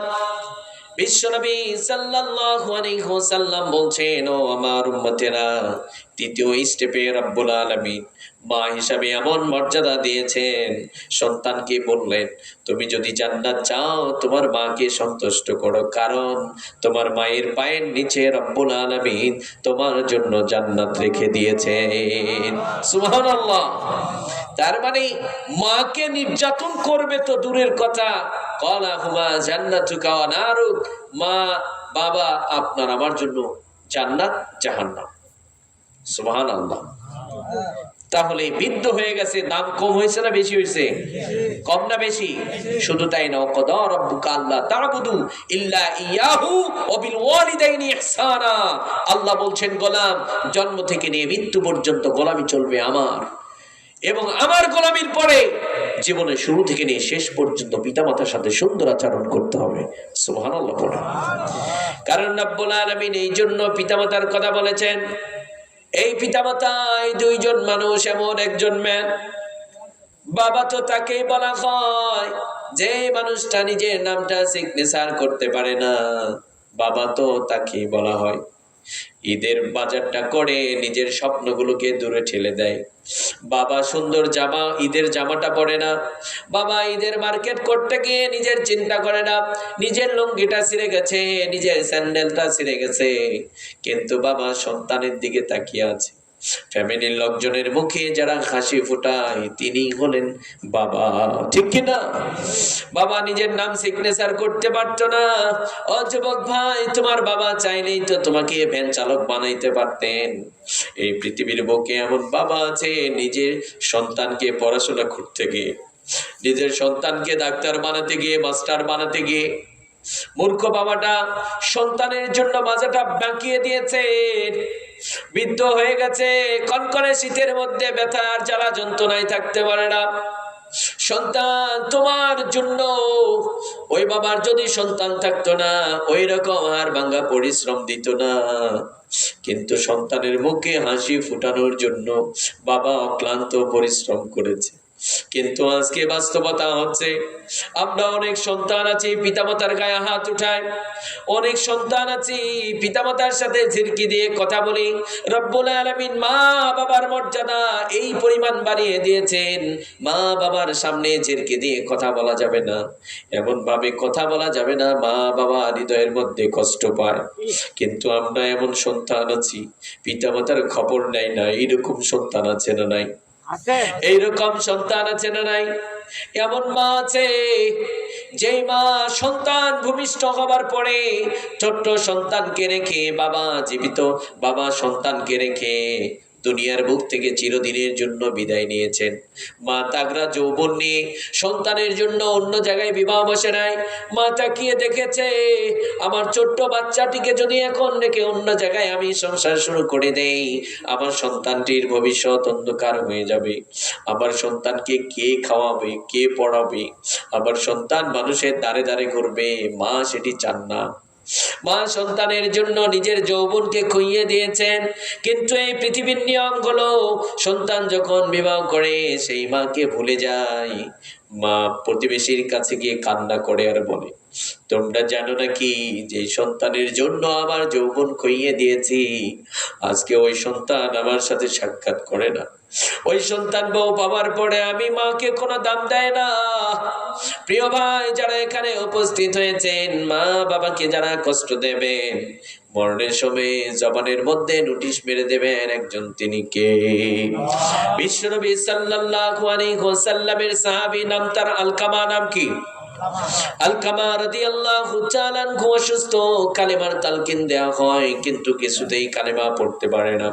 বিশ্বনবীকে খবর দেয়া হলো, বিশ্বনবীকে বলা হলো আপনার সাহাবী আলকামা কিছুতেই কালেমা পড়তে পারে না। বিশ্বনবী বললেন আলকামার স্ত্রীকে ডাকো। আলকামা রাদিয়াল্লাহু তাআলা আনহুর স্ত্রীকে ডাক দেয়া হলো। স্ত্রীকে ডাক দিয়ে বলা হলো আপনার স্বামী কেমন ছিল? আলকামা রাদিয়াল্লাহু তাআলা আনহুর স্ত্রী বললেন আলকামা অনেক আবেদ ছিল, অনেক নামাজ আদায় করত, অনেক কোরআন পড়তো, অনেক ভালো মানুষ ছিল। বিশ্বনবী বলছেন আমার সাহাবী আলকামা এত বড় আবেদ কেন কালেমা পড়তে পারে নাই? বিশ্বনবী বলার পরে আলকামা রাদিয়াল্লাহু তাআলা আনহুর স্ত্রী বললেন নবীজি আমি তো কিছুতেই বুঝতে পারছি না। বিশ্বনবী বললেন আলকামার মা অথবা বাবা জীবিত আছে নাকি? আলকামার মা বললেন আলকামার মা জীবিত আছে, বাবা জীবিত নেই। আলকামা রাদিয়াল্লাহু তাআলা আনহুর মাকে ডাক দেয়া হলো। বিশ্বনবী বললেন আলকামার মা আলকামা কেমন ছিল? বিশ্বনবী বলার পরে আলকামা রাদিয়াল্লাহু তাআলা আনহুর মা ডাক দিয়ে বলছে নবীজি আপনার সাহাবী আলকামা অনেক আবেদ ছিল, নামাজ আদায় করতো, কোরআন পড়তো, অনেক ভালো মানুষ ছিল। বিশ্বনবী বললেন তাহলে কেন কালেমা পড়তে পারে না? বিশ্বনবী বলার পরে আলকামা রাদিয়াল্লাহু তাআলা আনহুর মা কান্না জুড়ে দিয়েছে। বিশ্বনবীর বুঝতে বাকি রইল না আলকামা মাকে কষ্ট দিয়েছে। মাকে কষ্ট দেবার কারণে আলকামার জবান দিয়ে কালেমা আসে না। বিশ্বনবী সাল্লাল্লাহু আলাইহি ওয়াসাল্লাম বললেন ও আলকামার মা কেন কান্না করছো, কি হয়েছে বর্ণনা দাও। আলকামা রাদিয়াল্লাহু তাআলা আনহুর মা ডাক দিয়ে বলছে বিশ্বনবী আপনার সাহাবী আলকামা অনেক আবেদ ছিল, অনেক রবের গোলামি করত, কোরআন পড়তো, নামাজ পড়তো, কিন্তু বইয়ের কথা শুনতো। আমি মায়ের কোনো কথার দাম দিত না। আলকামা আমাকে অনেক কষ্ট দিয়েছে। নবীজি বললেন ও আলকামার মা আপনার নার ছিঁড়া ধন রক্তের বন্ধন ছিন্ন করে দুনিয়ার বুকে এসেছে। ও আলকামার মা কলিজার মধ্যে লাথি দিয়ে আলকামা দুনিয়ার বুকে এসেছে। ও আলকামার মা তোমার নার ছিঁড়া ধন তুমি আলকামাকে ক্ষমা করে দাও। আলকামার মা চিৎকার দিয়ে বলছে নবীজি আলকামা আমাকে এই পরিমাণ কষ্ট দিয়েছে, আমি কিছুতেই আলকামাকে মাফ করে দেব না। বিশ্বনবী সাল্লাল্লাহু আলাইহি ওয়াসাল্লাম সাহাবায়ে কেরামদেরকে বললেন ও আমার সাহাবারা আলকামা মায়ের সাথে বেয়াদবি করেছে, কালেমা পড়তে পারে না। তোমরা একটা কাজ করো, কিছু লাকড়ি এক জায়গায় করে আগুন জ্বালাও, আলকামাকে আগুনের মধ্যে জ্বালিয়ে দেব। বিশ্বনবী বলার পরে আলকামা রাদিয়াল্লাহু তাআলা আনহুর মা বিশ্বনবীকে ডাক দিয়ে বলছেন নবীজি আপনি আগুনের মধ্যে আলকামাকে পুড়িয়ে দেবেন না, আমার নার চেরা ধন, কতদিন কত রাত এই আলকামার জন্য আমি কষ্ট করেছি। আমার নার চেরা ধন, তিলে তিলে আলকামাকে আমি বড় করেছি। বিশ্বনবী, আমার সন্তান আমার কাছে অপরাধ করেছে, তো কি হয়েছে? বিশ্বনবী, আমি আলকামাকে ক্ষমা করে দিলাম। সুবহানাল্লাহ। সাউন্ড সিস্টেমে কি আছে? মানে সাউন্ডটা একদম কি বন্ধ হয়ে যাবে নাকি আস্তে আস্তে? একটু খেয়াল করেন, একটু সুন্দর সুন্দর করেন সাউন্ডটা। তাহলে মায়ের সাথে যারা বেয়াদবি করে, মরণের সময় কালেমা আসে না মুখে, বুঝতে পেরেছেন তো? মরণের সময় কালেমা আসে না, তার মানে ওই নারীটা একটা নারী, কন্যা হিসাবে, স্ত্রী হিসাবে বয়স হয়ে গেছে, বৃদ্ধ মানুষ, চলতে পারে না, আল্লাহ এই পরিমাণ মর্যাদা দিয়েছে। তার মানে ওই বৃদ্ধ মানুষটাকে খুশি রাখো, আল্লাহ খুশি হবে। বৃদ্ধ মানুষটাকে যদি তুমি সন্তুষ্ট রাখতে পারো, তুমি জান্নাতি হবা। সুবহানাল্লাহ। আমাদের মায়েদের কি আল্লাহ কি ইসলাম মায়েদেরকে ঠকিয়েছেন? আল্লাহ ঠকিয়েছেন না জিতিয়েছেন? তাহলে যে আল্লাহ আমাদের বোনদের মর্যাদাকে বানিয়ে দিয়েছেন, আমাদের বোনদের উচিত হবে সেই আল্লাহকে সন্তুষ্ট করা। কথা বলেন। আমরা যারা এখানে বড় ভাই আছি, বোনকে পর্দা করাবো, কোরআন পড়াবো, কারণ আমাদের মায়েদের পেটকে আল্লাহ খনি বানিয়ে দিয়েছেন। আমাদের বোনেরা যদি পর্দা করনেওয়ালা হয়, আমাদের বোনেরা যদি কোরআন পড়নেওয়ালা হয়, আপনি দেখবেন আপনার স্ত্রী পর্দা করে, আপনার মেয়ে আপনার স্ত্রীকে দেখে দেখে মা নামক ভার্সিটি থেকে পর্দা শিখবে। মা যদি নামাজ পড়ে, মেয়েটিও দেখবেন নামাজের অ্যাক্টিং করে। কথা বলেন। তাহলে মায়েদের যত্ন নেব। ইসলাম মায়েদেরকে ঠকায় নাই, মায়েদেরকে জিতিয়েছেন। তাহলে মায়েরা ঈমান এনেছে, মায়েদের দাবি হচ্ছে, ঈমানের দাবি হচ্ছে তারা কোরআনকেও মেনে নিয়েছে। কোরআনের বিধান হচ্ছে কোরআন শেখাচ্ছে, পর্দা করে চলতে হবে। কথা বলেন ঠিক কিনা? প্রিয় ভাইয়েরা আমার, তাহলে বলছিলাম যারা মসজিদের আবাদকারী হবে, ইন্নামা ইয়া'মুরু মাসাজিদাল্লাহি মান আমানা বিল্লাহি ওয়াল ইয়াউমিল আখির। রব্বুল আলামিন বলছেন যারা মসজিদের আবাদকারী হবে, তাদের প্রথম কাজ হচ্ছে তারা আল্লাহর প্রতি ঈমান আনে। আমরা আল্লাহর প্রতি ঈমান আনবো। কিভাবে ঈমান আনবো? সাহাবায়ে কেরামরা যেইভাবে ঈমান এনেছেন ওইভাবে ঈমান আনবো। সত্যি আমাদের ঈমানের অবস্থা খুব করুণ। আমরা যারা এখানে উপস্থিত হয়েছে অনেকেই জানি না মৌলিক ঈমানের সাবজেক্টগুলো কি, কিভাবে ঈমান আনতে হয়, কিভাবে ঈমানের উপর অটল অবিচল থাকতে হয়, কি কাজ করলে শিরিক হয়, আমরা অনেকেই জানি না। কথায় শিরিক হয়, ইবাদতে শিরিক হয়, দান খয়রাতে শিরিক হয়। আপনি চাচ্ছেন মুনাজাতের মধ্যে শিরিক হয়, হয় কি হয় না? আমরা জানি এগুলো? জানি না। মুসলমানের সন্তান এগুলো জানে না। তাহলে আমরা যেন ঈমানটা শিখি, ঈমানটা শিখে ঈমানটা যেন সুন্দর করি। রাজি আছি তো? আর যারা ঈমান এনেছেন আমরা শিরিক করব না। ইন্না শিরকা লাযুলমুন আযীম। শিরিক এমন মারাত্মক জঘন্যতম একটা পাপ, এই পাপের কারণে ঈমান বাতিল হয়ে যায়। আমরা শিরিক করব না। রব্বুল আলামিন দ্বিতীয় নম্বরে বলছেন ওয়াল ইয়াউমিল আখির। যারা মসজিদের আবাদকারী হবে তারা আখিরাতের দিবসের প্রতিও ঈমান আনে। কি আনে? আখিরাতের দিবসের প্রতিও ঈমান আনে। আখিরাত আছে না নাই? দুনিয়াতে এসেছি, যেতে হবে। আখিরাতে আপনি আমি যা করেছি, ভালো করলে ভালোটা পাবো। তার মানে আপনার লাইফে দুনিয়াতে যা যা কাজ করেছেন এগুলোর ফলাফল আউট করা হবে। আপনি জান্নাতি না জাহান্নামী সেটা প্রমাণ হয়ে যাবে সেদিন। কথা বলেন ঠিক কেন? কিন্তু এখন অনেক মানুষ আছে যারা বিশেষ করে নাস্তিক, তারা বলে আমরা চোখে যা দেখি না আমরা তা বিশ্বাস করি। তারা আল্লাহকেও মানে না, তারা আখিরাতকেও মানে না। কিন্তু আমরা মুসলিম, আমরা আখিরাতের প্রতিও বিশ্বাস আছে। কারণ মরণ হবে, মরণের পরে আবার কিয়ামত যখন সংগঠিত হবে আবার পুনরায় আমরা জীবিত হব। কথা বলেন ঠিক কিনা? তাহলে আখিরাতের দিবসের প্রতিও ঈমান যারা রাখে তারা হয় মসজিদের আবাদকারী। তৃতীয় নাম্বার, রব্বুল আলামিন বলছেন ওয়া আকামাস সালাহ। রব্বুল আলামিন বলছেন যারা মসজিদের আবাদকারী হয় তারা নামাজকে কায়েম করে। কি করে? আমরা যারা এখানে উপস্থিত হয়েছি আমরা নামাজ কায়েম করে দেব। রাজি আছি তো? আমরা যেন নামাজ নিয়মিত আদায় করতে পারি, আল্লাহ যেন সেই তৌফিক দান করেন। কারণ নামাজ এমন একটা ইবাদত, ঈমান আনার পরে সর্বপ্রথম আপনাকে নামাজ আদায় করতে হবে। বিশ্বনবী সাল্লাল্লাহু আলাইহি ওয়াসাল্লাম হাদিসে কুদসির মধ্যে সুন্দর করে বর্ণনা করে দিয়েছেন, বুনিয়াল ইসলামু আলা খামসিন শাহাদাতি আল্লা ইলাহা ইল্লাল্লাহ ওয়া আন্না মুহাম্মাদান আবদুহু ওয়া রাসূলুহু ওয়া ইকামিস সালাহ। সর্বপ্রথম ঈমান, ঈমানের যে মৌলিক পাঁচটা ভিত্তি রয়েছে তার প্রথম কি? ঈমান। তারপরে কি? নামাজ। তার মানে ঈমান আনার পরে গুরুত্বপূর্ণ ইবাদত, ইবাদতের সর্দার আর সরকার হচ্ছে নামাজ। এই নামাজটা যেন আমরা আদায় করি। ভাইজান বিরক্ত হচ্ছেন আপনারা? আর কিছুক্ষণ চলবে? বিশ্বনবী সাল্লাল্লাহু, আমি কিন্তু আয়াত পড়ে পড়ে সেখান থেকে কথা বলছি, বানিয়ে কোনো কিছু বলছি না। কোরআন থেকে যারা কথা বলেন ওদের যে আর সুন্দর সঠিক স্বচ্ছ আর কোনো কথা হতে পারে নাকি? পারে? আমি কিন্তু আয়াত পড়ে সেখান থেকে কথা বলছি। যারা এগুলো পছন্দ করবে না তাদের ঈমান নিয়ে টানাপোড়ার মধ্যে পড়ে যাবেন। বুঝতে পেরেছেন তো? তাহলে যারা মসজিদের আবাদকারী হয় তারা নামাজ কি করে? কায়েম করে। নামাজ এমন একটা ইবাদত, ঈমানের পরে নামাজ। বিশ্বনবী সাল্লাল্লাহু আলাইহি ওয়াসাল্লাম তার জীবনের শেষ কথা বলে গিয়েছেন নামাজ। বিশ্বনবী সাল্লাল্লাহু আলাইহি ওয়াসাল্লাম অনেক অসুস্থ, কখন জানি বাই বাই টাটা বলে দুনিয়া থেকে বিদায় নেবেন।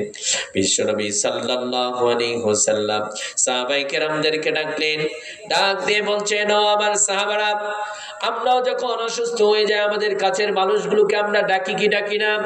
আমরাও কাছের মানুষগুলোকে ডাক দিয়ে বলি, সন্তানকে বলি অমুক ব্যাংকের মধ্যে এতগুলো টাকা আছে, অমুক জায়গায় এতগুলো স্বর্ণ আছে, সন্তানকে বলে ধন সম্পদের খবরগুলো দিয়ে যায়।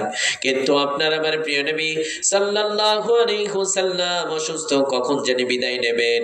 সাহাবায়ে কেরামদেরকে বললেন, পৃথিবীর সমস্ত উম্মতদেরকে উদ্দেশ্য করে বললেন, ও আমার উম্মতেরা, সালাত সালাত ওয়া মা মালাকাত আইমানুকুম। বিশ্বনবী সাল্লাল্লাহু আলাইহি ওয়াসাল্লাম বললেন, ও আমার উম্মতেরা, নামাজ নামাজ নামাজ, তোমরা নামাজ ছেড়ে দিও না। আমরা সেই নামাজকে কায়েম করব, নামাজকে নিয়মিত আদায় করব। রাজি আছি তো? রব্বুল আলামিন বলছেন, ও আমার গোলামেরা, তোমরা যখন নামাজ আদায় করবে এই নামাজটা যেন টাইমলি হয়। তার মানে 5 ওয়াক্ত নামাজ যেমনটি করে রব্বুল আলামিন ফরজ করে দিয়েছেন, আবার এই 5 ওয়াক্ত নামাজ সময় মতো আদায় করাও ফরজ করে দিয়েছেন। ইন্নাস সালাতা কানাত আলাল মুমিনিনা কিতাবাম মাওকুতা। আল্লাহ বলছেন, ওয়াক্ত মতো নামাজ আদায় করা আমি এটাকে ফরজ করে দিয়েছি। সুবহানাল্লাহ। আবার রব্বুল আলামিন বলছেন, আমার জমিনে যাদেরকে আমি খেলাফত দিয়েছি, তার মানে রাষ্ট্রপ্রধান বানিয়েছি, তাদের প্রধান দুটো কাজ থাকবে। আল্লাযীনা ইম্মাক্কান্নাহুম ফিল আরদি ওয়া আকামাস সালাহ। প্রথম কাজই হবে, যারা রাষ্ট্রপ্রধান হবে তাদের প্রথম কাজ তারা যেন নামাজ কায়েম করে দেয়। কি করে দেয়? নামাজ কায়েম করে দেয়। তার মানে নামাজের যখন ওয়াক্ত হবে সব বন্ধ হয়ে যাবে, সব বন্ধ হয়ে যাবে, নামাজ শুরু হয়ে যাবে। রাষ্ট্রপ্রধান ইমামতি করবেন, নাগরিকরা নামাজ আদায় করবে। সুবহানাল্লাহ। এরকম স্বপ্ন নেই? যেমন একজন রাষ্ট্রপ্রধান আল্লাহ আমাদেরকে যেন দান করেন, যিনি ইমামতি করবেন মরণের আগেও যেন 2 রাকাত হলেও বাংলার জমিনে এমন একজন রাষ্ট্রপ্রধান আল্লাহ দেন, আমরা যেন রাষ্ট্রপ্রধানের পিছনে দাঁড়িয়ে 2 রাকাত নামাজ পড়ে যেন কবরে যেতে পারি। আল্লাহ কবুল করুন। সবাই পড়েন আমিন। ওই রকম রাষ্ট্রপ্রধান হলে দেখবেন ওমর রাদিয়াল্লাহু তাআলা আনহুর মতো ঘুরে ঘুরে মানুষের খবর নেবে, অসুস্থকে চিকিৎসা দেবে, অনাহারীকে খাবার দেবে। কোরআন এবং সুন্নাহর আইন দিয়ে মানুষের জীবন পরিচালিত হবে। সুবহানাল্লাহ। ওই রকম রাষ্ট্রপ্রধান আমরা চাই কি চাই না? যারা সমাজে নামাজ কায়েম করে দেয়। বিশ্বনবী সাল্লাল্লাহু আলাইহি ওয়াসাল্লাম বললেন, ও আমার উম্মতেরা, এই গুরুত্বপূর্ণ ইবাদতটা এমন ভাবে তোমরা আদায় করবা যেন এটা পৃথিবীর মানুষকে দেখে দেখে না হয়, তাদের মন মতো যেন না হয়। এই নামাজটা যেন আমি বিশ্বনবী যেইভাবে আদায় করেছি ওই নামাজটা যেন ওইভাবেই তোমরা আদায় করো। সল্লু কামা রাআইতুমুনি উসাল্লি। বিশ্বনবী বলছেন, আমি বিশ্বনবী যেইভাবে নামাজ আদায় করেছি তোমরা ওইভাবেই নামাজ আদায় করবা। বিশ্বনবী যেইভাবে রুকু করেছেন ঠিক ওইভাবে রুকু করতে হবে।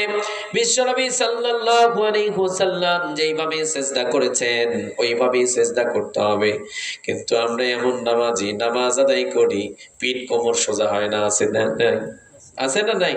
নামাজি নামাজ পড়ে এমন তাড়াহুড়ো আর কি, নামাজের মধ্যে মজা নেই, নামাজে স্বাদ উঠে গেছে। কিয়ামতের আগে আল্লাহ হাবিব সাল্লাল্লাহু আলাইহি ওয়াসাল্লাম বলেন, এমন একটা সময় আসবে যেই সময় এ শুধু নামাজ না, প্রতিটা ইবাদতের স্বাদ উঠে যাবে। কি হবে? প্রতিটা ইবাদতের স্বাদ আছে না? গরুর গোশত খাইতে ভালো লাগে, তাই তো একটু খাইতে পারি, স্বাদ একটু বেশি, ভালো লাগছে, একটু দুটুকরো বেশি খেলাম। কথা বলেন, ইবাদতের স্বাদ বেশি, 4 রাকাত একটু বাড়ায় পড়লাম, কিন্তু স্বাদ নেই। যেটা প্রয়োজনীয় ফরজটাই পড়তে পারি না, নফল আবার কখন? কথা কন। কিয়ামতের আগে ইবাদতের স্বাদ উঠে যাবে কখন?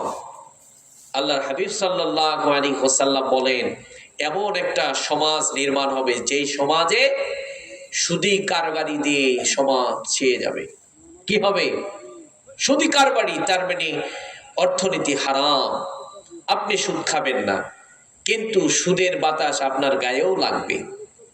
আপনারা বলুন, ইবাদত কবুল হওয়ার পূর্ব শর্ত কি? কথা বলেন। হালাল খাইতে হবে। আপনি যদি হালাল খেয়ে আল্লাহকে ডাক দেন, আল্লাহ সেটি কবুল করবে। আপনি হারাম খাচ্ছেন, ওটা জাহান্নামের আগুনে জ্বলবে। এই জন্য আল্লাহর হাবিব সাল্লাল্লাহু আলাইহি ওয়াসাল্লাম বললেন, কিয়ামতের আগে ইবাদতের স্বাদ উঠে যাবে যখন সমাজের মধ্যে অর্থনীতি হবে হারাম এবং সুদী কারবারি চলবে। আপনি সুদ খান না, তারপর আপনার শরীরের মধ্যে সুদের বাতাস লাগবে। এটা কি শুরু হয় নাই অলরেডি? আপনি দেখবেন যারা সুদী কারবারি করে ওদের টাকাটা তো হারাম, হারাম না? ওদের অর্থনীতিটা নাপাক। আপনি খাচ্ছেন না, কিন্তু আপনাকে একজন সুদী কারবারি যারা করে, সুদখোর, আপনাকে বললো একটা চা খান, আপনি খেয়ে ফেললেন। যদি আপনি জানেন না এটা খাওয়া বৈধ হবে আপনার, কারণ আপনি তো জানতেন না, কিন্তু এজ এ মুসলিম হিসাবে ভেরিফাই করা দরকার ছিল। ইসলাম কত সুন্দর! ইসলাম আবার বলছে ধারণা করে কোনো কথা বলা যাবে, নিশ্চিত হয়ে বলতে হবে। 7 জন মিলে কোরবানি দিচ্ছেন, আপনি যদি একজনকে বলেন তোমার টাকা তো হারাম, আগে নিশ্চিত হয়েই বলতে হবে, ধারণা করে বলা যাবে? ধারণা করে বললে কুরবানি আর করা লাগবে না, আগে 7 জনের মধ্যে কুরবানি শুরু হবে। কথা কন না কা? ইসলাম কত সুন্দর! ধারণা করে কথা বলা যাবে না, এটা ফাসেকদের কাজ। মুসলমানরা নিশ্চিত হয়ে কথা বলে। বুঝতে পেরেছেন তো? তো আপনাকে একজন সুদী কারবারি করে, সুদখোর আপনাকে চা খাইয়ে দিল, আপনি জানেন না, এখন আইডিয়া কেউ বলতেও পারছেন না, কিন্তু নিশ্চিত জানেন, জানার পরে সেটা খাওয়া যাবে? খাওয়া যাবে? আপনি খেয়ে ফেললেন, যদিও এটা খাওয়া বৈধ হবে, কিন্তু আপনি আপনার অজান্তে সুদের একটা হাওয়া একটু হলো আপনার শরীরের মধ্যে লাগছে। কিন্তু কি হয়েছে? লাগছে। দেখবেন আস্তে আস্তে আপনারও ইবাদতে স্বাদ উঠে যাবে। এই জন্য আমাদের অর্থনীতি যেন হালাল হয়। কি হয়? হালাল যেন হয়। তো বলছিলাম প্রিয় ভাইয়েরা আমার, নামাজটা হবে বিশ্বনবী সাল্লাল্লাহু আলাইহি ওয়াসাল্লাম যেইভাবে নামাজ আদায় করতে বলেছেন ওইভাবে নামাজ হবে। বিশ্বনবী সাল্লাল্লাহু আলাইহি ওয়াসাল্লাম এমন ভাবে রুকু করতেন, সাহাবায়ে কেরামরা বর্ণনা দেন বিশ্বনবী সাল্লাল্লাহু আলাইহি ওয়াসাল্লাম এমন ভাবে রুকু করতেন, পিঠ কোমর এত সুন্দর করে স্ট্রেট করে রুকু করতেন, এতটা বিনয়ের সাথে রুকু করতেন। 1 গ্লাস পানি যদি বিশ্বনবী সাল্লাল্লাহু আলাইহি ওয়াসাল্লামের পিঠের মধ্যে রেখে দেয়া হতো, ওই 1 গ্লাস পানি পড়ে যেত না। সুবহানাল্লাহ! কতটা বিনয়ের সাথে রুকু করলে 1 গ্লাস পানি যদি রেখে দেয়া হতো ওটা পড়ে যায় না, তাহলে কতটা বিনয়ের সাথে রুকু করতেন। ওই রকম বিনয়ের সাথে রুকু করতে হবে। নামাজ জানতে হবে, নামাজ শিখতে হবে, রুকু সেজদা শিখতে হবে, নামাজের ওয়াজিব ফরজগুলো জানতে হবে। কিন্তু আমরা এমন নামাজি, আমরা নামাজের ভিতরে বাইরে যে কত ফরজ সেটাও জানি না। কোন কাজ করলে নামাজে সেজদা দিলে নামাজ শুদ্ধ হয়ে যায়, নামাজে ফরজ ছুটে গেলে দেখা যায় নামাজ পুনরায় দওরায় পড়ে নিতে হয়, এগুলো আমরা কিছুই বুঝি না। কথা বলেন, কথা বলেন, আমরা কিছুই বুঝি না। আচ্ছা, সামি আল্লাহু লিমান হামিদা বলে আপনি দাঁড়িয়ে গেলেন, 3 তাসবিহ পরিমাণ ওয়েট করা কি ওয়াজিব। নামাজের ওয়াজিব যখন নষ্ট হয়ে যায় তখন কি করতে হয়? শেষ বৈঠকে সেজদা দিতে হয়, তাহলে নামাজ সহি হয়ে যায়। আমরা অধিকাংশ নামাজি দেখবেন সামি আল্লাহু লিমান হামিদা বলে দাঁড়িয়ে গেছে, দেরি করে না, এত বিজি, সুপার বিজি, তাড়াহুড়ো। অনেকে আছে দেখবেন আজান হয়ে গেছে, বেশি কিনে করছি করছি করছি, কিন্তু নামাজি প্রত্যেকদিন নামাজ পড়ে। দেখবেন এই সময় তো নেই, আর 5 মিনিট দিছে দৌড়, অজু করছে, কেরাত শুরু হয়ে গেছে, নামাজি দিছে দৌড়, টাইস পা পিছলে পড়ে গেছে, এরকম হয় কি হয় না? হয় কি হয় না? এখানেও আপনাকে ফলো করতে হবে, ইসলাম শিখতে হবে। ইসলাম কত সুন্দর। বিশ্বনবী সাল্লাল্লাহু আলাইহি ওয়াসাল্লাম বলেছেন, তাড়াহুড়ো করা যাবে। সুন্দর করে ওযু বানিয়েছো, ঠান্ডা মাথায় যাও, আস্তে যাও, যতটুকু পাবে ইমামের সাথে আদায় করবে, যতটুকু ফৌত হয়ে যাবে পরে পড়ে নেবা। সুবহানাল্লাহ। তার মানে ঠান্ডা মাথায় ধীর স্থির ভাবে নামাজের মধ্যে অংশগ্রহণ করলে নামাজের মধ্যে একাগ্রতা আসে, নামাজের খুশু খুজু ঠিক থাকে। কথা বলেন ঠিক কিনা? যখন আপনি দৌড়ানি দিয়ে নামাজের মধ্যে দাঁড়াবেন তখন দেখবেন ভিতরে ধক ধক ধক ধক করবে, সুবহানাল্লাহ পড়বেন না, আলহামদুলিল্লাহ পড়বেন, কিছুই বুঝতে পারবেন না। সাহাবায়ে কেরামরা যখন নামাজের মধ্যে দাঁড়াতেন দুনিয়ার কোনো ধ্যান জ্ঞান তাদের মধ্যে থাকতো। কিন্তু আমাদের মধ্যে দুনিয়ার ধ্যান জ্ঞান কম না বেশি? অনেক বিজনেসম্যান আছে দেখবেন, বা আমাদেরও মাঝে মধ্যে হয়, আপনাদের হয় কি না জানি না, অনেক কিছু কোথাও রেখে দিয়েছি, স্মরণ নেই, নামাজের মধ্যে দাঁড়াবেন দেখবেন স্মরণ হয়ে গেছে। আছে না নাই? নামাজের মধ্যে দুনিয়ার চিন্তা ভাবনা আসলে নামাজ নষ্ট হয় না, কিন্তু আল্লাহর হাবিব সাল্লাল্লাহু আলাইহি ওয়াসাল্লাম বলেছেন বারবার যেন এমনটি না হয়। যেতে পারে খেয়াল, কিন্তু ঘুরায় আনতে হবে। কি করতে হবে? ঘুরায় আনতে হবে। সাহাবায়ে কেরামরা এমন ভাবে নামাজ আদায় করতেন, বিশ্বনবী সাল্লাল্লাহু আলাইহি ওয়াসাল্লাম সাহাবায়ে কেরামদেরকে এমন নামাজি বানিয়েছিলেন, দুনিয়ার কোনো ধ্যান জ্ঞান নামাজের মধ্যে কোনো থাকতো না। দোয়া হয়ে যাবে, আর সময় নেব না, 12টা বেজে যাচ্ছে, আর সময় নেব না। আর শ্রোতাও কম, শ্রোতা যখন বেশি থাকে, শ্রোতা অ্যাক্টিভ থাকে, কথা বলে, তখন একজন আলোচক আলোচনা এমনিতে একটা জোয়ার আসে, ভিতরে কি আসে? জোয়ার আসে। আর আপনারা চুপ করে থাকবেন, আমি কানা বক্তার মধ্যে খালি ওয়াজ করে যাবো, ওগুলো ওয়াজে মন লাগে না। এখন এসেছি তো, এখন কর্তৃপক্ষ ভাবছে হুজুর এত আগে ছেড়ে দিল, কেমন হয়ে যাবে তাহলে। তো এই জন্য আমি কিন্তু বলছি, তারপর আমরা আছি কোন কোন শীতের মধ্যে কিছু শিখে যাই। আমরা অনেকেই কোরআন, বয়স হয়ে গেছে, কোরআন শিখি নাই, মুরব্বী বাবা কোরআন থেকে শিখতে পারলো কিছু, এটা তো অনেক বড় পাওয়া। বুঝতে পেরেছেন তো? তাহলে আমরা যখন নামাজ আদায় করব, ব্যবসার চিন্তা বাদ, দুনিয়ার চিন্তা বাদ। সাহাবায়ে কেরামরা যেইভাবে নামাজ আদায় করেছেন, বিশ্বনবী যেইভাবে নামাজ আদায় করেছেন, আমরা ওইভাবেই নামাজ আদায় করবো। রাজি আছি তো? সাহাবায়ে কেরামরা কিভাবে দুনিয়ার সব ধ্যান জ্ঞান বাদ দিয়ে নামাজ আদায় করতেন? আলী রাদিয়াল্লাহু তাআলা আনহু যুদ্ধের ময়দানে গেছেন, যুদ্ধের ময়দানে যুদ্ধ করতে করতে পায়ের মধ্যে তীর বিদ্ধ হয়ে গেছে।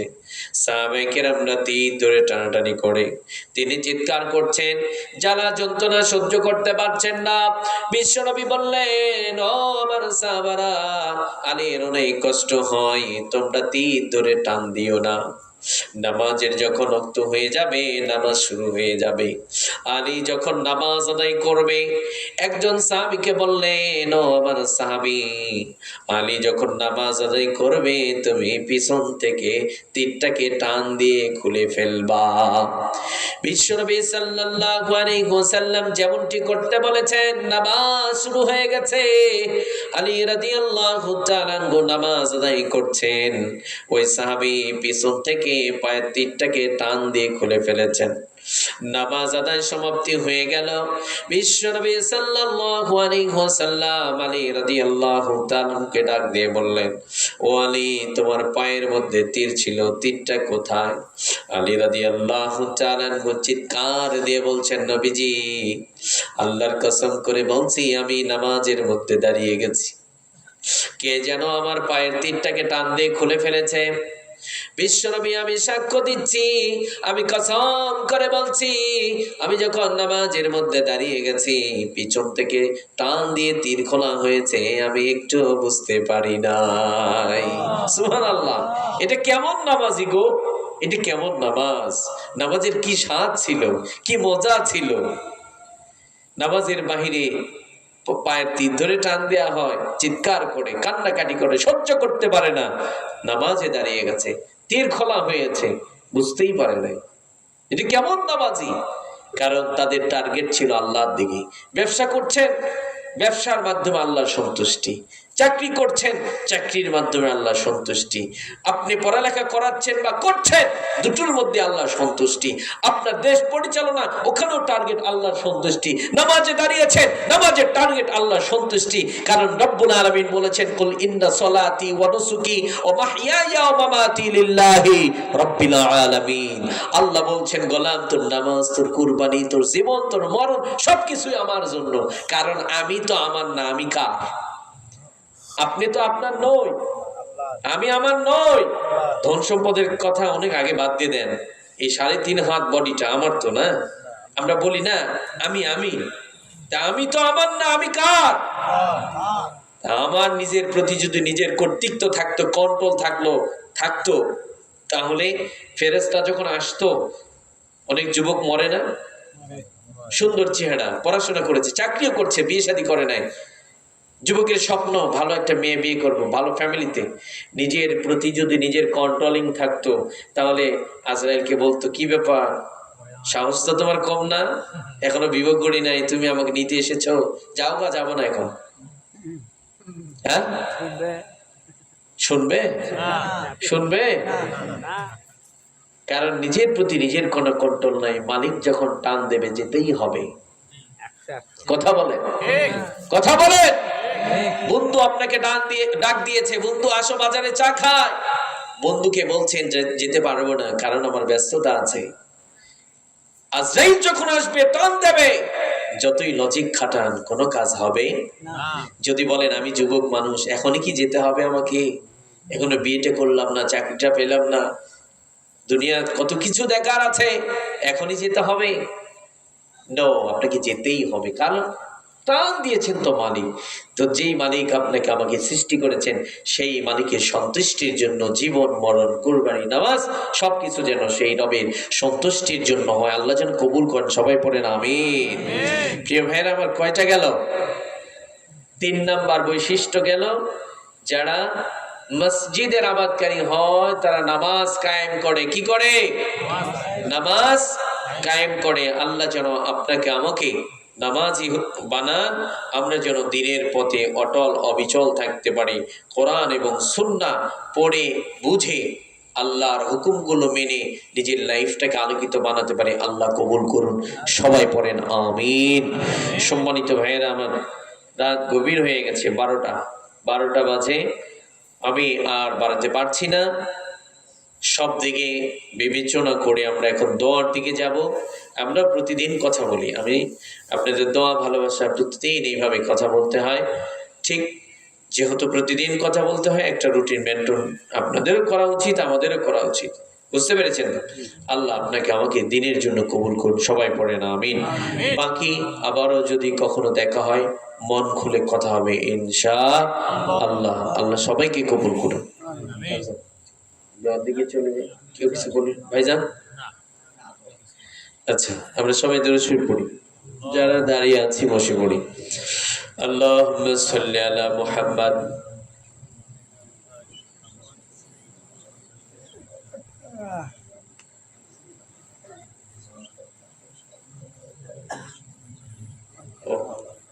ও আচ্ছা আচ্ছা, ঠিক আছে।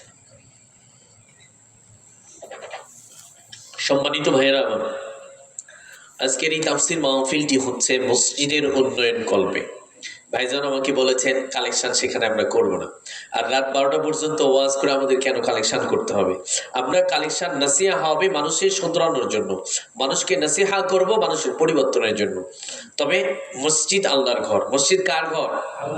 এই পৃথিবীতে সেরা জায়গা হচ্ছে মসজিদ। কি? পবিত্র জায়গা, প্রশান্তির জায়গা মসজিদ। আল্লাহর কদমে সিজদা দেওয়ার জন্য দিনে 5 বার সেখানে আমরা যাই। শুধু তাই নয়, পেরেশানির মধ্যে পড়েছেন, ওযু লাগান, ওযু করেন, আপনি নামাজ পড়েন, অথবা মসজিদ ঝাড়ু দেন, মসজিদ পরিষ্কার করেন, অন্তর ঠান্ডা করে দিবেন একজন, তিনি কে? প্রশান্তির জায়গা কি? মসজিদ। মসজিদ আল্লাহর ঘর। এই মসজিদ যারা সুন্দর করে, মসজিদ যারা নির্মাণ করে, তারা আল্লাহর মেহমান। মসজিদ কিয়ামতের দিন তাদের জন্য শাফাআত করবে। সুবহানাল্লাহ। মানুষ খুন করার পরেও নেতা যদি শাফাআত করে, মানে নেতা যদি আপনার সাপোর্ট করে আর কি, দেখবেন খুনের আসামিও মাফ পেয়ে যায়। আছে না নাই? আছে না নাই? তো কিয়ামতের ময়দানে মসজিদের সাথে ছিলেন, মসজিদে গিয়েছেন নিয়মিত, মসজিদের সাথে সম্পর্ক রেখেছেন, মসজিদ যদি শাফাআত করে আল্লাহ কি কবুল করবে না? কবুল করবে না? যেমন কোরআন শাফাআত করবে। কোরআন যদি আপনি ধারণ করেন, কোরআন দিয়ে জীবন গড়েন, তাহলেই তো কোরআন শাফাআত করবে, তাছাড়া তো আর করবে না, তাই না? তাহলে মসজিদের যা কিছু প্রয়োজন, মসজিদে ইট, বালু, সিমেন্ট, আবার মসজিদে একজন ভালো ইমাম মুয়াজ্জিম রাখতে হবে যাতে করে নিয়মিত নামাজ হয়, নিয়মিত আজান হয়। তার জন্য মসজিদের ইমাম মুয়াজ্জিম রাখা এটাও আপনার আবার দায়িত্ব, ঠিক কিনা? তাহলে এই যে কার্যক্রমগুলো চলে, মাসিক বাৎসরিক একটা খরচ আছে না নাই?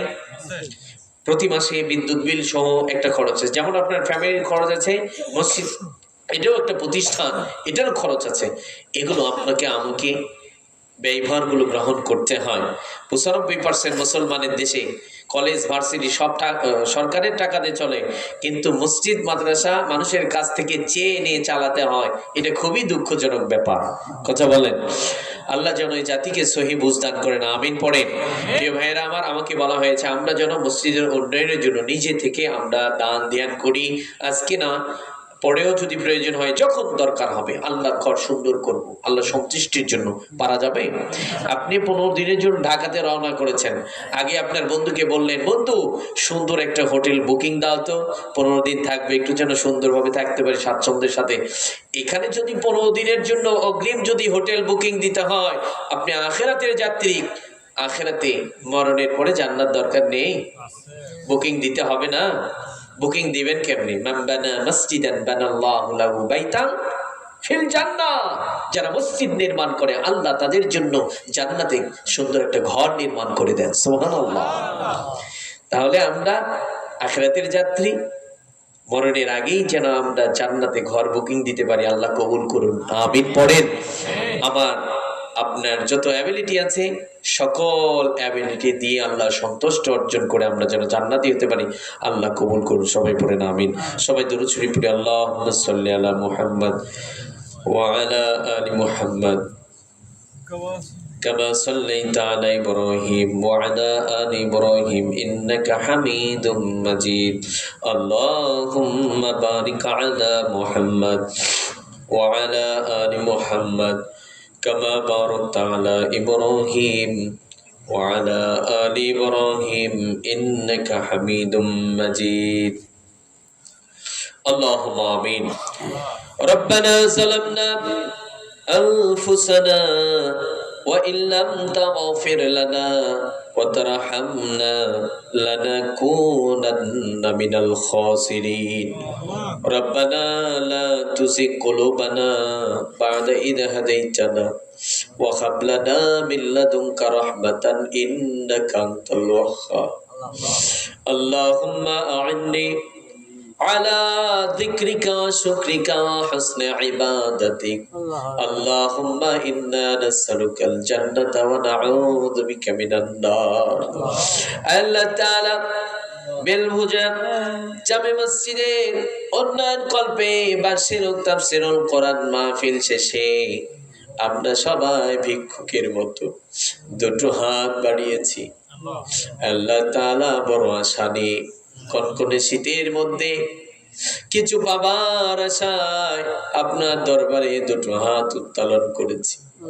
আল্লাহ তাআলা আমাদের জীবনের অতিবাহিত হায়াতগুলোর দিকে তাকালে আল্লাহ তাআলা আমাদের জীবনটা এমন ভাবে সাজিয়েছি, সব জায়গায় গুনার গুনাহ। আল্লাহ তাআলা আমরা ওয়াদা দিয়েছিলাম আপনার গোলাম হয়ে আমরা দুনিয়ার জীবনটা অতিবাহিত করব। আল্লাহ তাআলা হাতে গুনাহ আছে, পায়ে গুনাহ আছে, চোখের মধ্যে কত নাপাকি আছে।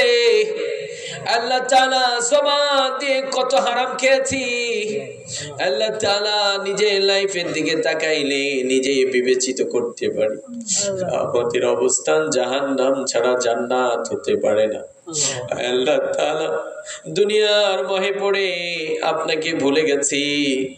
আল্লাহ তাআলা এমন দুনিয়া আমরা চাই না যে দুনিয়ার জন্য আপনাকে ভুলে গিয়েছি।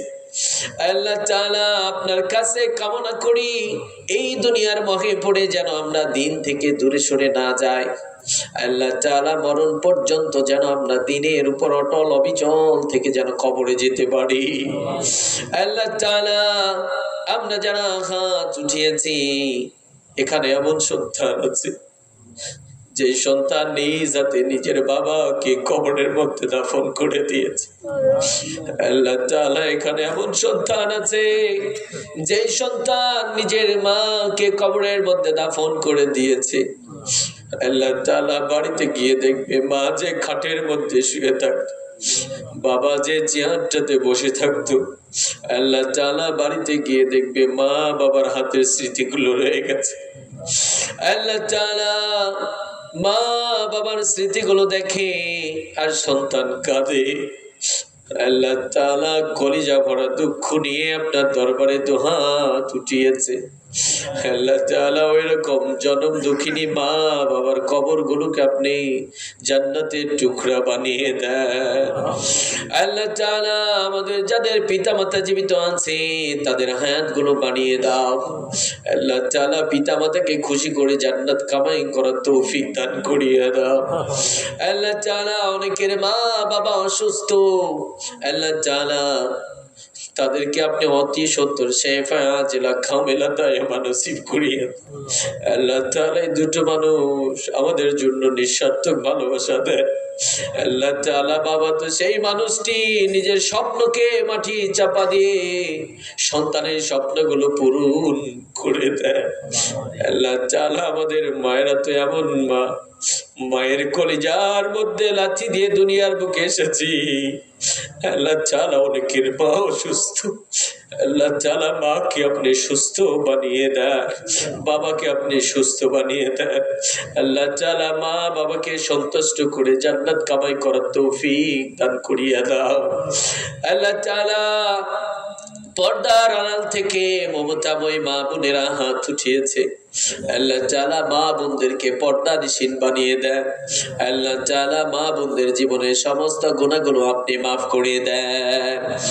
আল্লাহ তাআলা মাদেরকে সাইয়্যিদানা ফাতেমা রাদিয়াল্লাহু তাআলা আনহার আখলাকে তো হবার তৌফিক দান করিয়ে দেন। আল্লাহ তাআলা বিশেষ করে আমরা যারা এখানে উপস্থিত হয়েছি আমাদের মধ্যে যারা অসুস্থ আপনি শিফা দান করিয়ে দেন। আল্লাহ তাআলা যারা বিপদের মধ্যে আছে বিপদ মুক্ত করে দেন, যারা ঋণের মধ্যে আছে ঋণ মুক্ত করে দেন। আল্লাহ তাআলা যারা বেকার তাদের কর্মসংস্থানের ব্যবস্থা করিয়ে দেন। আল্লাহ তাআলা যারা মসজিদের উন্নয়নের জন্য দান করেছে তাদের দানগুলোকে আপনি কবুল মঞ্জুর করিয়ে নেন। আমাদের মায়েরা দান করেছে, মায়েদের দানগুলোকে কবুল করিয়ে নেন। আল্লাহ তাআলা আমরা যারা পিতামাতার জন্য দান করেছি পিতামাতার কবরের মধ্যে দানের সওয়াবগুলো পৌঁছায়া দেন। আল্লাহ তাআলা প্রবাসী ভাইদেরকে নিরাপদ করে দেন, প্রবাসী ভাইদেরকে কবুল করেন, হালাল রুজি কামাই করার তৌফিক দান করিয়ে দেন।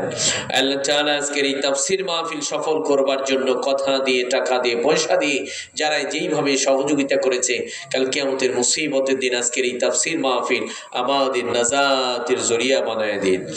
আল্লাহ তাআলা আমাদের জীবনের সমস্ত গুনাহগুলো আপনি মাফ করে দিয়েন। আল্লাহ তাআলা বিশেষ করে আমরা যেন কোরআন সুন্নাহ দিয়ে জীবন করতে পারি আপনি তৌফিক দান করিয়ে দিন। আল্লাহ তাআলা আমার বাংলাদেশকে আপনি হেফাজত করেন, সকল প্রকার ষড়যন্ত্র থেকে আমার সোনার বাংলাকে আপনি হেফাজত করেন। কলিজার টুকরা যুবকগুলোকে গুনাহের কাজ থেকে আপনি বাঁচিয়ে দেন। আল্লাহ তাআলা আজকের এই তাফসীর মাহফিলের প্রধান অতিথি, বিশেষ অতিথি, সভাপতি, যত দাওয়াতে মেহমান ছিল সবাইকে আপনি কবুল মঞ্জুর করিয়ে নেন।